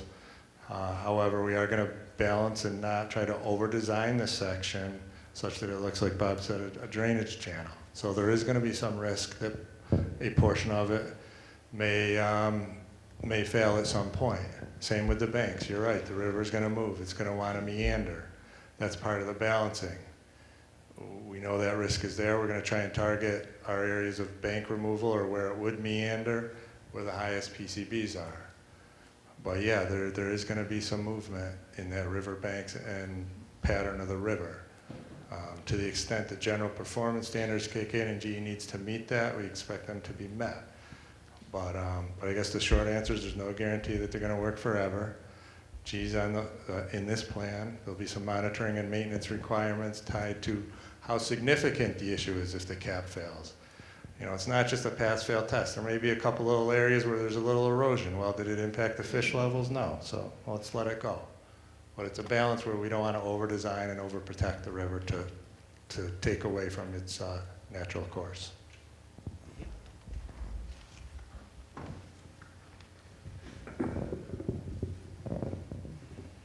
Hello, I'm Lauren Garrity from Berkshire Regional Planning Commission.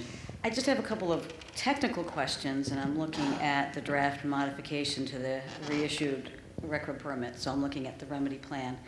And I'm on page 14, and it says, a bank shall be considered contaminated if it contains 5 milligrams per kilogram or greater of total PCBs, measured in the superficial 0 to 12 inches, as the average of 3 12-inch cores taken at the toe, midpoint, and top of the bank.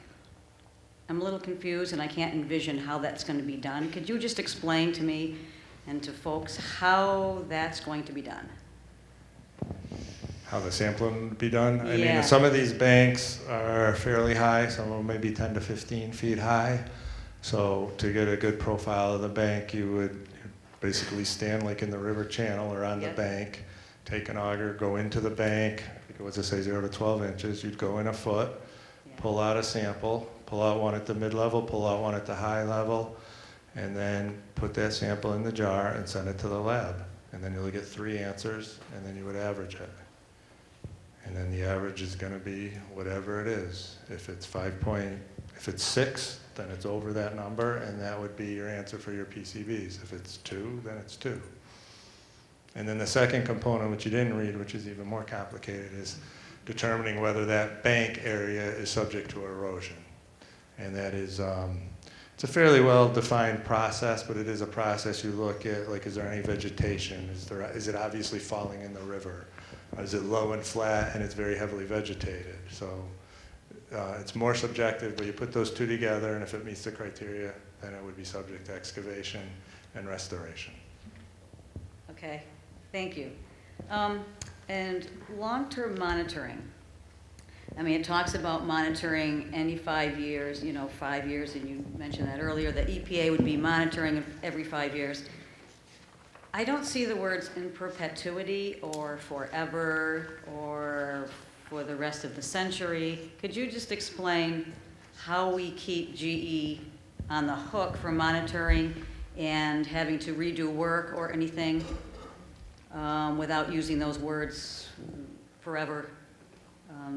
I just want to make sure that we have them on the hook forever.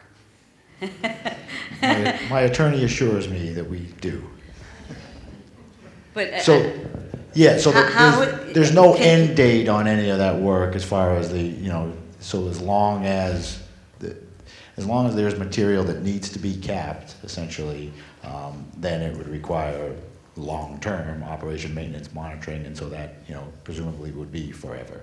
So does it say that specifically in the consent decree, or where is the terminology to make us feel So comfortable that may be in the about consent decree as forever? far as how they define work, and so as long as work is required, the responsibility is retained, but I'm gonna let Tim clarify if necessary.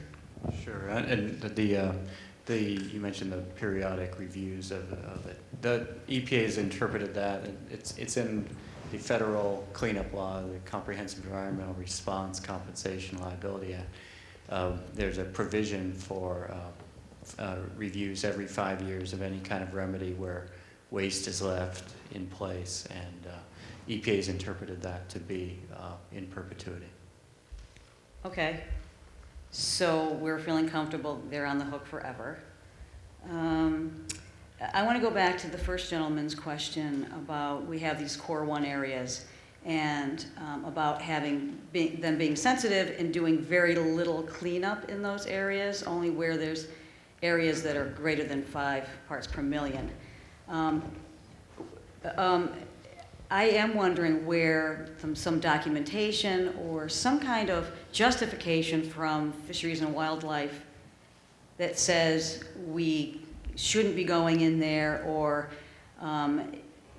where do we get the 50 parts per million instead of 20 parts per million? Or I'm just kind of wondering, how did we get to that point? Because we do see the maps. It's very clear where the rare things are.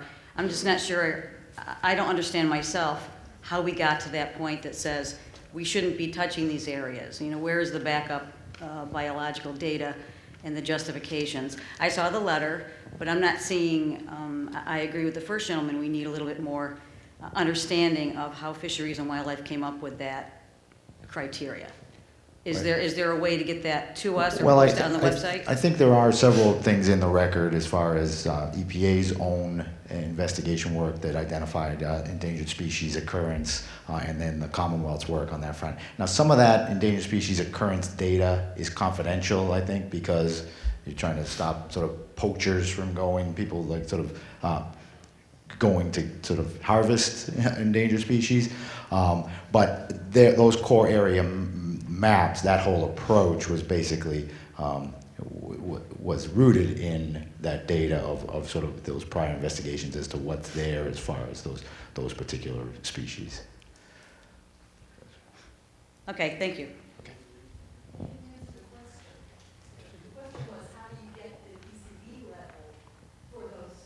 Oh, so the PCB levels, those primary and secondary standards, in short, you know, we didn't dwell on it here, but I think we've done prior briefings on risk assessment, human health risk assessment, and we deal with cancer risks and non-cancer risks. So you deal with whether we consider acceptable risk range to be 1 in 10,000 additional cases of cancer to 1 in a million, or non-cancer risk is sort of what they call a hazard index of 1. So our official cleanup goal is based on a 10 to the minus 5 risk, which is sort of most typical, sort of the middle of this range. What we've said is the trade-off we're making for the endangered species occurrences is we'll go to the sort of less stringent standard for human health, still an acceptable risk, but less stringent to balance that habitat concern. Well, and so as far as that, then you're doing a secondary balance on ecological risk to basically, and we are making that judgment call that protecting those priority species those habitats takes precedent over choosing a cleanup level that might be specific to a mink or whatnot.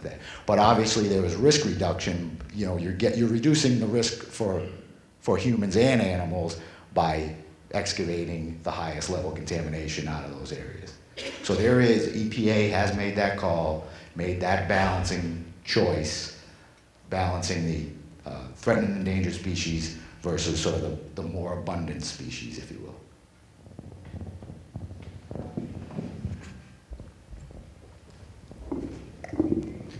Nat Carnes, Berkshire Regional Planning Commission. Dean, I think you need to get your calculator back up. What's the estimated volume of sediments that need to be removed out of that 1 million cubic yards? How much do you all estimate is coming out of Woods Pond alone in that very lower reach of 5C? Do you have any estimate of that? 285,000. Okay, so, I mean, I'm bringing this point up simply because, you know, you start off with a big number, but if you start to go through the various impoundments downstream, that number fairly quickly starts to shrink. So I don't want people to be over-alarmed. You know, Dean's already said that the number of trucks per day seems relatively manageable. I recognize if it's going in front of your house on a given day, that's a lot of trucks. But it's not as large as that overall number seems to strike people. And I'm only bringing this up because when that number came up, the people around me back up in the peanut gallery gasped. So I think you have to be really careful about how some of these things are used, just to not over-alarm people, even though I can understand the concern that somebody who has a vision of 50 trucks rumbling down in front of their house on a day should have, quite naturally.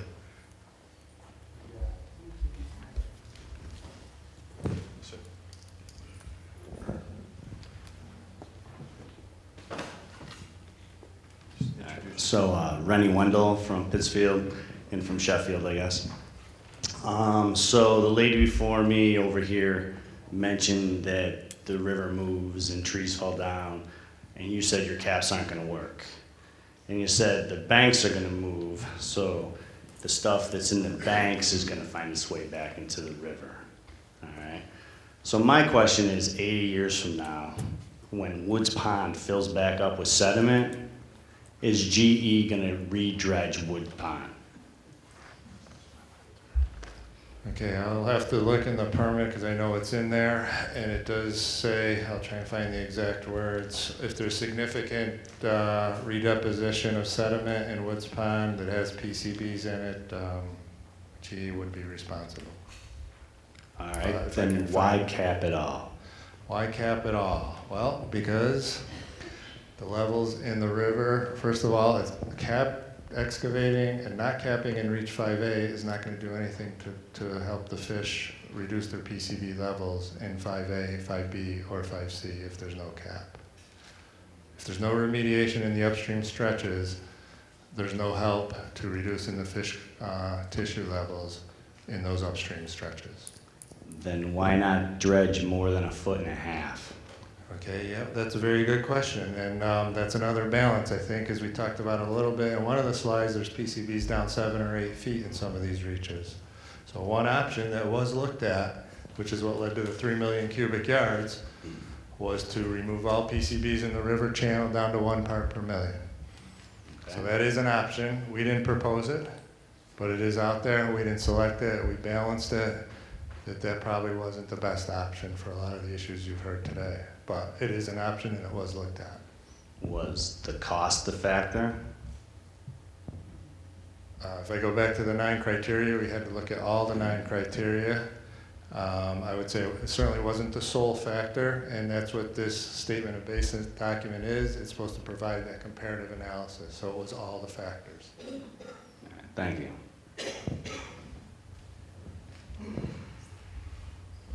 Hi, Sharon Hawks from Lenox. 3 quick questions. One, what if GE were to dissolve? And we think that's GE, but I remember the Ma Bell breakup. Are those funds going to be reserved? We do have a financial assurance mechanism for GE under the existing consent decree, which we would use that provision to attempt to get the money necessary to take care of this cleanup through that. I agree with you that it's something that needs to be taken into account, and we think we've got it covered in the consent decree. Thank you. Is there a list anywhere of the state-listed species under consideration so that maybe other people can get a look and evaluate some of the backwater preservation needs? It's attachment B in the permit, the bound document that we handed out. Great, thanks. And is there a provision to revise the plan in case remediation technologies improve? We get 3 years into it and suddenly we find the perfect cure for PCBs. Absolutely. Okay, thank you. Barbara? Barbara Ciamperini, Citizens for PCB Removal. We're a grassroots organization that started back in 1997 when we were some of the first homeowners in the neighborhoods and along the river that were impacted by the contamination that was just coming to light then. And I'd like to, since this is for sharing for everyone's sake, as you said at the beginning, I'd like to address some of the questions that people who are facing this coming up have. And I can tell you it is not as bad as you think it's going to be. It's not wonderful. but it is doable, it is livable, and if you bring your concerns to the people in charge, they do listen and they do try and address them. And if you're not happy, you just keep pushing. If you're a big enough group, you'll get your wishes answered. I'd also like to address the fact that we've gone through 4 mayors in that amount of time, and there was no mayor that stood up for us then or even now. And it's a little disconcerting to wonder if the income and the types of work people did back then in those neighborhoods, which were the working class neighborhoods of Pittsfield versus the neighborhoods that are going to be affected now. We're all people, we all have the same concerns and desires, and I don't think one group should expect to be more protected than another group. So I have a question. I would like to thank the EPA, first of all. We've been fighting this, like I said, for over 15 years, and I can't say that I'm 100% happy with what I'm seeing tonight, but it's been a long road to get here, and these people have worked very, very hard to get where we are now. So we need to keep sight of that. The EPA is not the enemy here. My question is, if I can find in my notes. Out in the hallway where you had all the posters, and we've been talking about only core area, what do you call it, core region or core area, core concern 1, and that's for the species that don't move, is that correct? Then you have, what, 3 other core groupings? Correct. And when I looked at the maps up there, each one is separate. And you said you didn't want to put them all up here for confusion in trying to read the map for everybody. But my concern is when you do a layover of all the concern areas, how much of that blocks out what's going to be remediated? And could there be a document, I didn't see anything in the book or anything, could there be a document that effectively amalgamates those 4 core areas so that we know exactly how much is being not touched?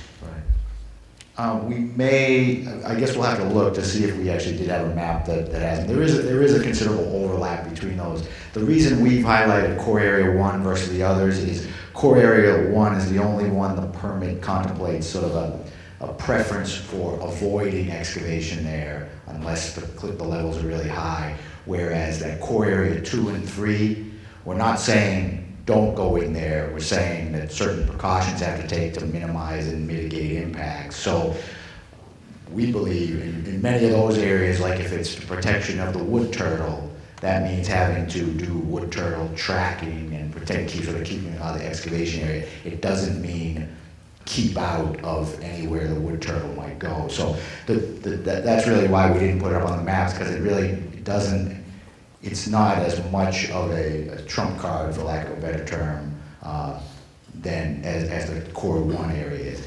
And the core area 4 was really just a vernal pool delineation, so I would say that that's sort of its own entity entirely, because there's a whole process for vernal pools. Okay.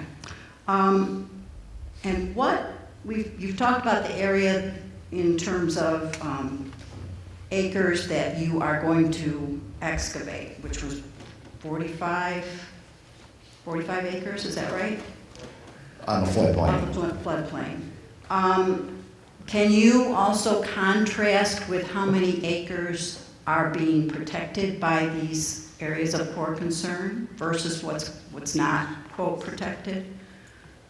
I want to see what the ratio is. You're saying 95% reduction in the PCBs, but over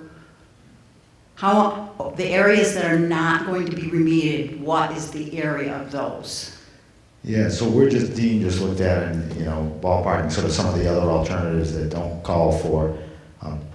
Combination number 5, if you looked at that in your books, that actually has the same floodplain component as our proposed remedy, but doesn't have this core area overlay, and that shows at 72 acres versus 45.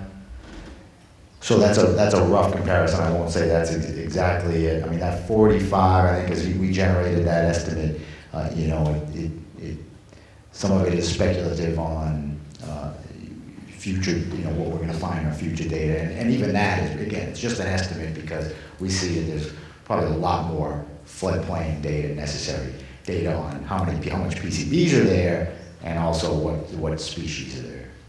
So your ratio of protected is almost 1.5 or about 1.5 of. No. So I guess if you looked at this just sort of really crude comparison, 45 versus 72, so it's 20, is that 27 more? It's arguably a difference of 27 acres. So that's 50%, I guess. 1.5. Sorry, I'm doing the math in reverse. Okay, so my final question is, and I think I heard you just say this, there is a chance that the 45 could go up and the 72 could go down. In other words, the ratio of cleaned or, you know, attempted to clean or remediate areas could increase versus go the other way, and you're gonna say, no, we gotta protect more. And well, so we're proposing cleanup levels for those floodplain areas, and so the future data collection will dictate where that excavation is. So we've done these general estimates based on the data we currently have, but it's clearly not enough to make this final determination. So it could go up, but it could go down. I mean, if you know, depending on future data collection. And by floodplains, you mean the core protected areas? No, I mean floodplain. You know, within the floodplain, you know, there's more sampling necessary in this 1,000-acre floodplain area to make sure we have it adequately characterized to determine what needs to be dug up. Okay, just so I understand, because I'm a little confused now. The core areas are flexible or pretty much set in stone? No, I don't think the core areas are flexible. It's the question of sort of but the decision of whether or not you excavate within one of those core areas, I think largely depends on how severe the contamination is in those areas. Okay, thank you.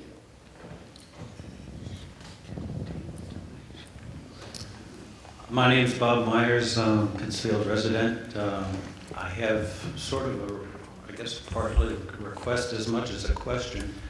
And I spoke to Dean a little bit about this before the meeting, but I'm very much impressed with the size and the scope of this remediation project, a huge undertaking. And I guess I'd like to get myself a little bit more comfortable that the size of the problem merits the size of the solution here.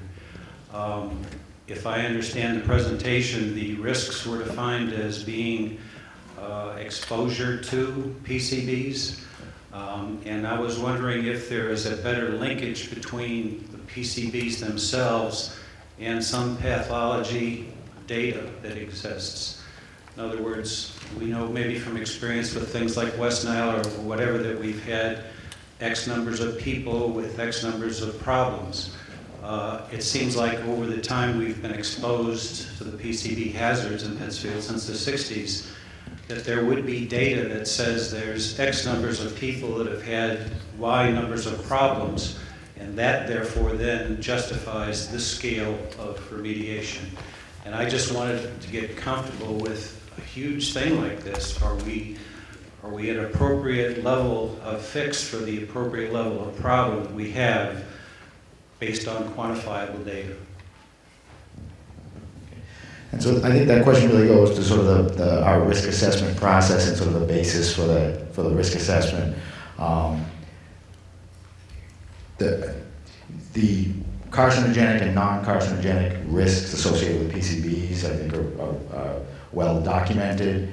What we use in our risk assessment process are various factors as far as the risks of any chemical, and that's all based on either human or animal studies, peer-reviewed data to sort of generate these, what they call a cancer slope factor in the circumstance of cancer risk. So it's not necessarily site-specific okay, what's the rate right here, right in the spot we're talking about, as much as it is sort of scientific information on the risks from these chemicals, and then a series of exposure assumptions, which are very site-specific as far as people's use and potential exposures in the floodplain, in the river, eating fish, eating other organisms. So there is data, for example, of X numbers of percent or X numbers of waterfowl or fish that have experienced this kind of pathology in the Pittsfield area or between here and Woods Pond. Some data that says we've had, out of the total population of fish, this percentage experienced problems or mutations or whatever it is. Right, so then that, I was talking more on the human health side, and then you talk about the ecological risk, there's a wealth of data. I guess we didn't focus on it a lot here because I know we've been over that through the years as far as the human health risk assessment and the ecological risk assessment. There are fact sheets that really summarize that info that are on our website, or there are 10-volume reports on each of those. But yes, that data exists. We definitely, again, we don't believe there's any debate on the cause for action, that there is an unacceptable risk here that requires a remedy. I get the impression from people I've spoken to, residents, that they are looking at this as a big project. And I have not personally felt comfortable that there is the data, the actual quantification of problems out there that has been put forward. Right. Okay. So yeah, probably the best place to start is the fact sheets that sort of summarize our risk assessments, and then moving backwards into the more detailed information. I think we've got some posters up there that again try to summarize that information as well.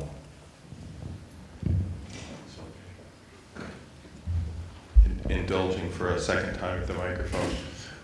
Again, Peter Defer, technical consultant. I have a slightly a related answer to the gentleman's question. I can speak to you afterwards. There are two areas in this part of the country that have investigated community health impacts. Jim Murphy's familiar with one of them because I think he probably has done some work there, New Bedford Harbor. And Harvard investigators have looked at the community health impacts of PCB exposure. And then the other one is the Upper Hudson River, and there are several investigators who published papers on each one of those, looking at what happens to the community. And then there are a variety of wildlife papers, more on the Hudson River, but there's some very specific to the Housatonic River. So that was my comment there. I did have a question and a comment on fish tissue concentrations of PCBs. The number that you raised earlier was 1 part per million, I think, in fish tissues, which is a Massachusetts number. And throughout the country, I think that's about the highest one that I've observed. I work on PCB contaminated sites and water quality standards and fish tissue standards throughout the country, and most of them tend to be not in the parts per million, but in the parts per billion. 50 parts per billion and 5 parts per billion, which is 20 times and 200 times lower, are the most common water quality standards. Fish tissue standards. And in relation to that, I'd like to repeat one of the best questions I've ever heard, which was raised about 4 years ago by a member of this community in asking, when the corrective measures study was first released, when will it be safe for my grandson to eat the fish from this river, either in Massachusetts or in Connecticut? At the time, the answer was over 100 years. But we haven't used that measure in any of the data. So how long before fish tissue concentrations fall below a part per million, because in 20 or 30 years it's likely to be in the parts per billion range. Okay, so as far as fish tissue, we said in the permit you'll see a concentration of 1.5 parts per million as sort of a near-term performance standard for fish tissue. that is based on a risk assessment for the average person, which in this case was assumed to be someone who ate 14 fish meals a year, and half of those from the Housatonic. So, and the modeling would show that basically we would, with this remedy, get to that point within 15 years of completion of construction in a particular part of the river. So there would be, so I think we see, and then, you know, Connecticut in many is probably already around that concentration. So we looked at and we modeled every one of these cleanup options, and none of these cleanup approaches got to a point of unlimited fish consumption, and no matter sort of how you would define that. So we anticipate under any approach there would be a need for continued advisories. I think what we see here is this will allow relaxation of those advisories and potential elimination of those advisories in some portions of the river over time. So, you know, safe is a relative term. Right now we're at do not eat the fish, and this remedy will allow increased consumption of fish in the river. Yeah, in addition, if you want to get to the numbers, in the statement of basis, page 33, there is a table that shows by reach, by alternative, what the projected fish tissue concentrations would be at the end of the remediation. So the info is there. Like you said, the hard part is what do you compare that number to? But all those numbers are in there, and again, it's a model, it's what's projected. For example, in Woods Pond, for this remedy, it's projected to be 0.7 ppm. That's just, and it's different in each reach, in each area, and there's a time component to that as well. Yes, sir. Okay, well, after the remediation, I'll start catching fish, and we can have a fish fry, and we can go with that. Could you put up the slide of the neighborhoods in Reach 5A? And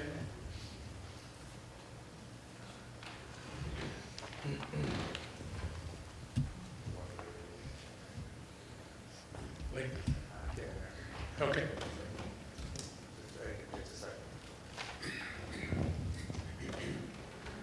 Okay, now approximately in the area where you're going to dredge, which is basically the whole thing, how much riverside vegetation would you have to remove, and approximately how far from the riverbank would you have to do, in your experience with the rest of what you originally did? Right, so this is one of the big changes that we're looking at in this stretch of the river. What was done in the upper stretch of the river was a totally different method. It was a dry excavation where the entire river channel was essentially dried out either through the installation of a sheet pile or a gravity bypass system, and our remedy was much more extensive, much more conservative with regard to the banks. So the banks were cleared generally on both sides, enough to get a big crane and heavy equipment in. In here, a couple things are different. One, only 30% of the banks require remediation, so there is a goal that those other 70% hopefully don't have to be addressed, and you don't have to clear the trees in those areas. The requirement is for GE to do this excavation, so-called in the wet, so from within the channel. So they are going to need access points to get in and get out. But there's, you know, certainly a strong desire that both banks will not need to be cleared bank to bank where the trees are 50 feet out. So it is a challenge. It's not simple, but it should be less intrusive than what was done in Pittsfield. Okay, and my other question, I live on the east side of the river in the Eric Drive, yeah, right in that neighborhood.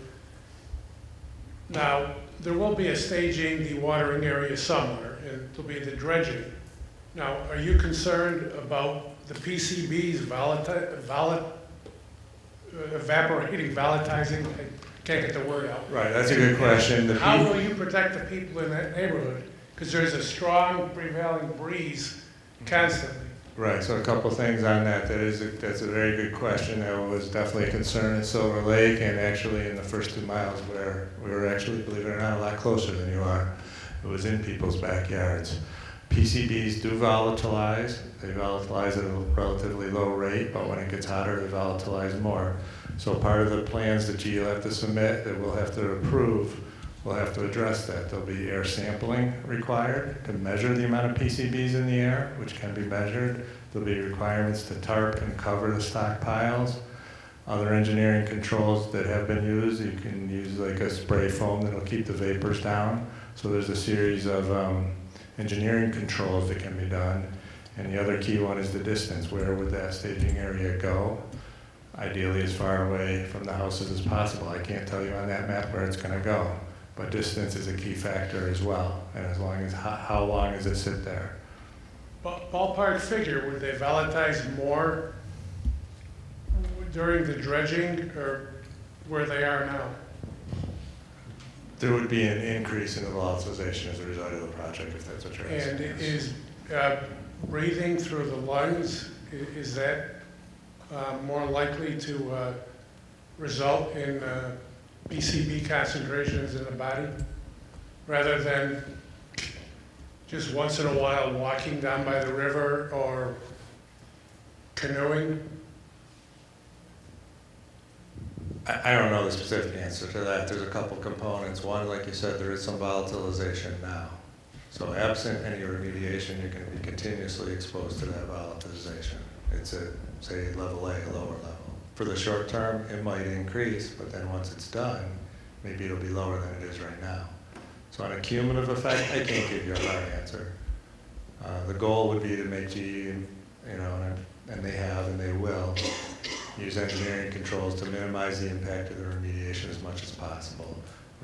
Silver Lake was much more contaminated. It was successfully remediated. The first 2 miles were much more contaminated than this.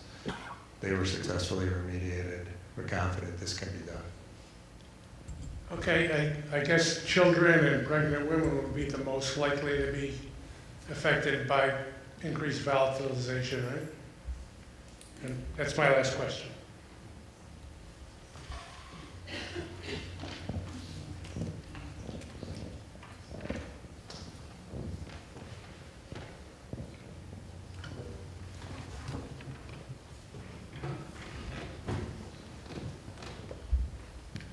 I want to thank the EPA for being here.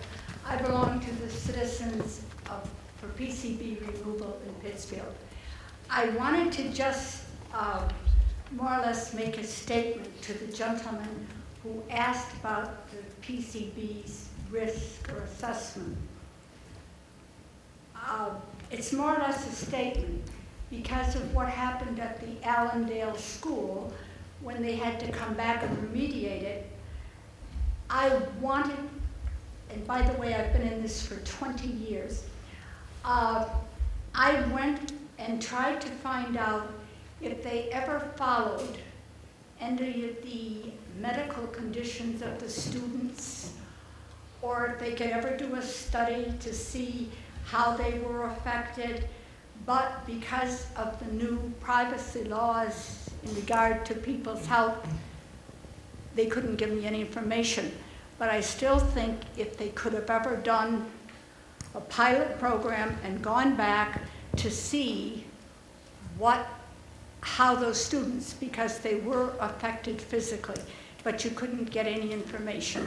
And I guess that's what I wanted to kind of tell that gentleman. And I'm glad that the EPA is now trying to really cover the health assessment of people.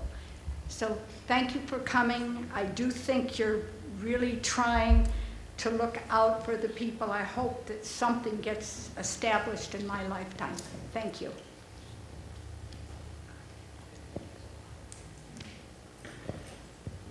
Bruce Wynn, Berkshire Environmental Action Team.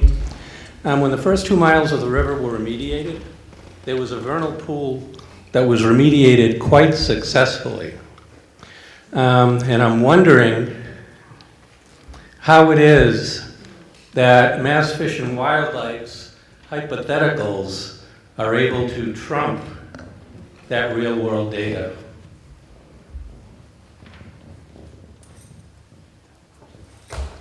So our cleanup plan calls for remediation of pools that exceed that amphibian base number. We have specified a process. So there is some scientific debate on the ability to restore vernal pools based on a wealth of information and the specific pool you mentioned. We believe they can be successfully remediated and restored. What we set forth is a process where we will, but obviously if there are other ways to deal with the risk in those pools that is not invasive, not excavation, we ought to look at that. So we're sort of trying kind of 3 separate options to start out: excavation, carbon, most likely activated carbon additive, and some other innovative method to be specified.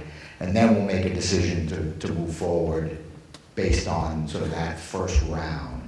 So I don't know that there is, so that could involve, very well could involve remediation, any pool that exceeded that cleanup level. But I would think a strong factor in any consideration would be the fact that you have one real-world data point, and that's the vernal pool that was remediated, and it came back successfully in the very first year after remediation, even the most sensitive wildlife in there, and you ended up with a very functional vernal pool that still, even this year, is very functional. It's remarkable how many egg masses were in there, and fairy shrimp and what have you. And the difference between that and the other vernal pools that sounds like are coming is that this one now has no PCBs. And yet it still has all these very sensitive animals. So I just think that that should be a very strong factor in determining what you do with the vernal pools further along the river. Okay, thank you. I may be the last one, so. I'm Chris Connell. I'm a Ward 4 City Councilor. I actually represent all of that area in Pittsfield that you have there. 3 years ago, I believe, we had a meeting in Lenox Town Hall, if I'm not mistaken. At that time, I stood up, just like I am this evening, and I asked about alternative methods. I represent basically both groups that have spoken here tonight. One that wants just about complete removal of PCBs, and the ones that are concerned with the rest of the river. In my opinion, I think the way we could accomplish both is if we had the technology available to avoid the dredging and the capping of the river. We're still talking about that. We did that 3 years ago. We've been doing that same method for I don't know how long. My question is, which I think would solve this, we have 5 years, you're saying, until basically we're looking to start this program. What technologies are still out there? 3 years ago, there was a dewatering method of getting out that was being used in California. There was a chemical process that was bringing up the PCBs to the top of the water that could be boomed out. So my question is, and I'll leave it at that, in the next 5 years, what technologies are being explored to accomplish both more PCB removal and to protect the rivers and the wildlife and the environment? Thank you. Okay, so you're right. People have been looking for a way to solve this problem since the early 80s, and it hasn't been solved yet, certainly not for a method that can be done while the material's in place. So EPA is always open to an entity that could find a solution to that, and that's built into the permit under a certain section where if there is a mechanism that works and they can treat the PCBs, that GE will be required to look at that. A couple things to keep in mind: a lot of these methods, even the innovative methods, still require the excavation of the material out of the river, the stockpiling of the material, then the application of the agent, and then sometimes it has to sit for several months for it to work before you can retest and see what type of PCBs are. So certainly we would love to have a method that you just go in there and spray in the river and all the PCBs go away. Hopefully somebody will come up with that, and it's not precluded in the permit. But absent that, we feel that there's a need to progress and keep moving forward. So we know there's companies that are doing pilot projects as we speak. Hopefully one of them will hopefully one of them will develop into a viable option. Do we have anybody else who'd like to ask a question?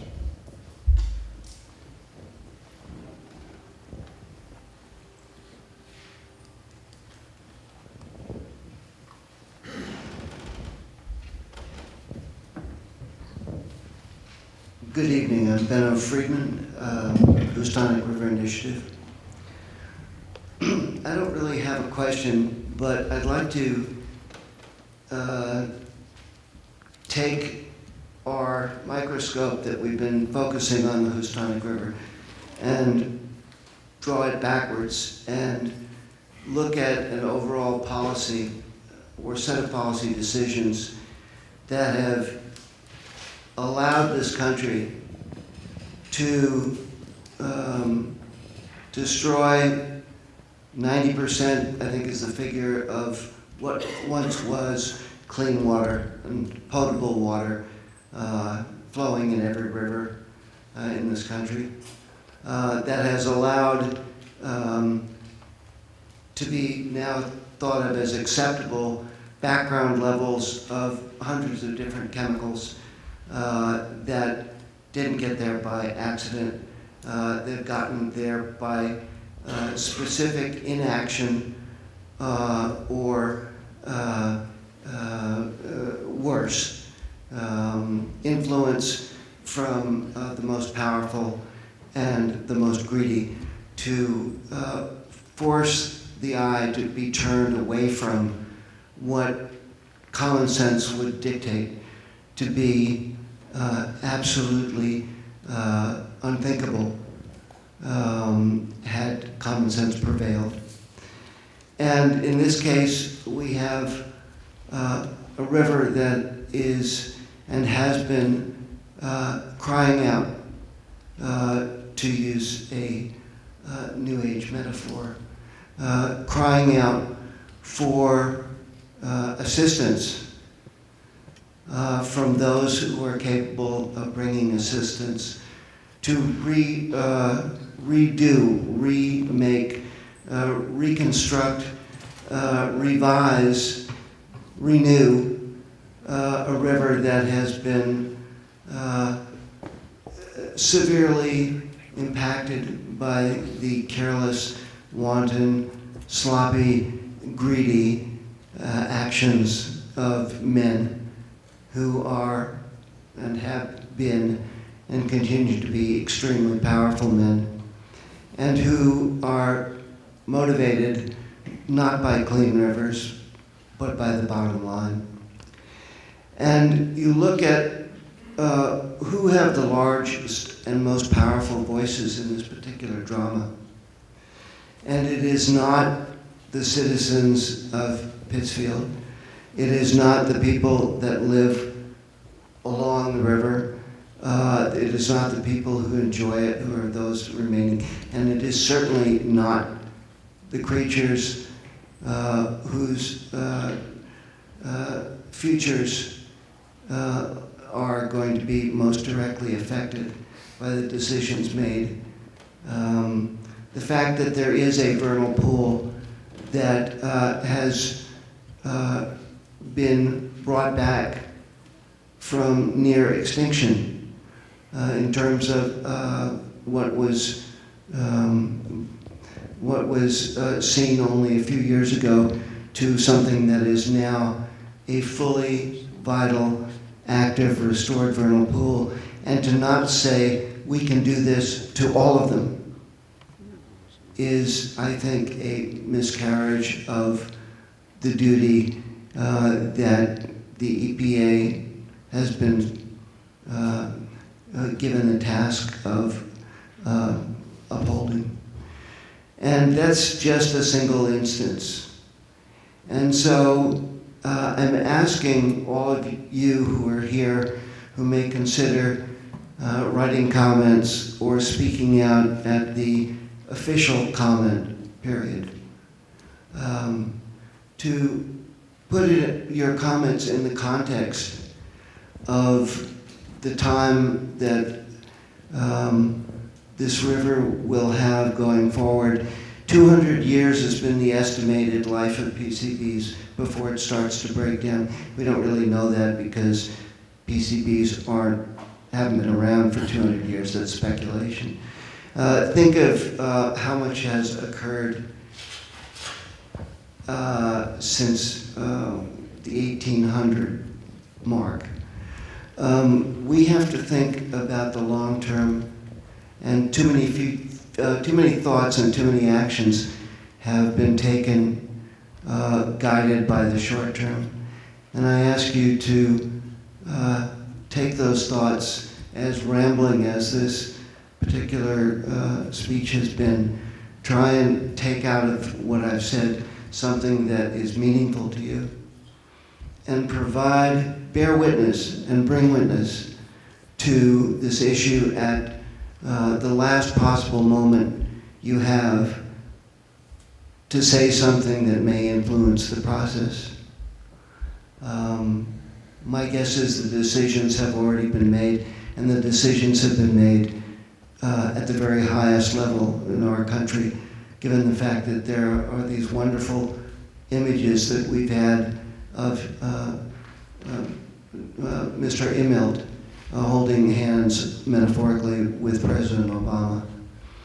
And with that image in mind, it's hard to think of what we as individuals can do to influence those decisions, those whispers that may have occurred in the middle of a golf game.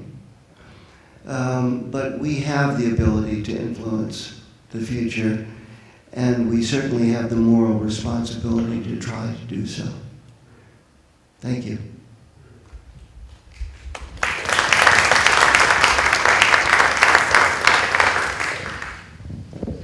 Sweet. Yes, sir. I'm Ray Tugga, Air Drive. A little history. PCBs have saved thousands of lives. Okay? The reason that is that your bosses demanded that they put in a non-flammable material, any transformer or any city, any railroad car. So they were dictated to use that material. So it goes back to that type of thing, because a regular transformer was always no problem. But if you have a transformer in a hotel 16 floors high, pyranol prevents anything from falling down. Then they went to silicon fluids that saved half the building. And then when they went to get regular oil, the whole place burned down. So they were dictated, like I said, all railroad cars, all transformers, and there's millions of them all over, even on poles. So I'm not saying it's a good thing. I still have never had anybody say in the paper it causes cancer. It's always a suspected cause of cancer. I'm not saying it's right or not. I also have not known anybody ever that's let me introduce to a survivor. So I'm saying it's a bad item, don't get me wrong. But I also think, and according to Bob, I tend to agree a little bit there, that maybe it's maybe more of a problem than we think it is. I happen to know the guy that has the most PCBs of any GE employee, and he's doing well. Also, Mayor Delgado had a study of all people in Lakewood about their rate of cancer. Now, in Lakewood, they used to get ashes from the burning coal, and they'd run over tankers to lay down the PCBs to settle the dust. His reports came back that the life expectancy from cancer was better, from not getting cancer, was better in Lakewood than it was in the population of Pittsfield. He did it a couple years later, same results. He tried to do it, they tried to do it again not too many years ago, and Dr. O'Donnell was there, and he wouldn't do it because he says the results are going to be the same. So I don't like the river, the frogs and stuff like that. Although a lot of the frogs they always talk about came from Silver Lake into the river, because that was a horrible pit that was where they did all the plating and stuff. So, yeah, they gotta go ahead, but I think sometimes the river has gotta be maintained and sort of like it is, and still go about doing what you're trying to do, but keep it restricted. Another thing, I just out of curiosity, do you have to dig the river from Fred Garner's all the way down to the East Street? Is that what you're planning on doing? Down to, you know what I mean, from there all the way down to the, no, not to Woods Pond, just down to East Lenox Road, or whatever it is, New Lenox Road. My question being, I don't know how deep you're going to the river, but can you go deep enough, starting from the bottom end, to go up to put the junk on, to barge it down to the railroad station right down there? I mean, instead of going this way and trying to drag it around. Now, if you're only going a foot or two deep in the river, but I mean, if they're going to drag the river, I don't know how much it takes, and maybe it's a wild idea, but you maybe put it on a barge and float it down the river. And that would take care of a lot of it. Anyway, that's it. Any final questions? Going once, going twice. Okay, well, we want to thank everyone for coming out tonight, for all your questions. And one more time, the public comment period starts next Wednesday. And we look forward to receiving your comments. And if anyone's interested in traveling down to Kent Town Hall next Tuesday, we'll be doing the information meeting like this. So I think we'll call it a night. And I again thank everyone for coming.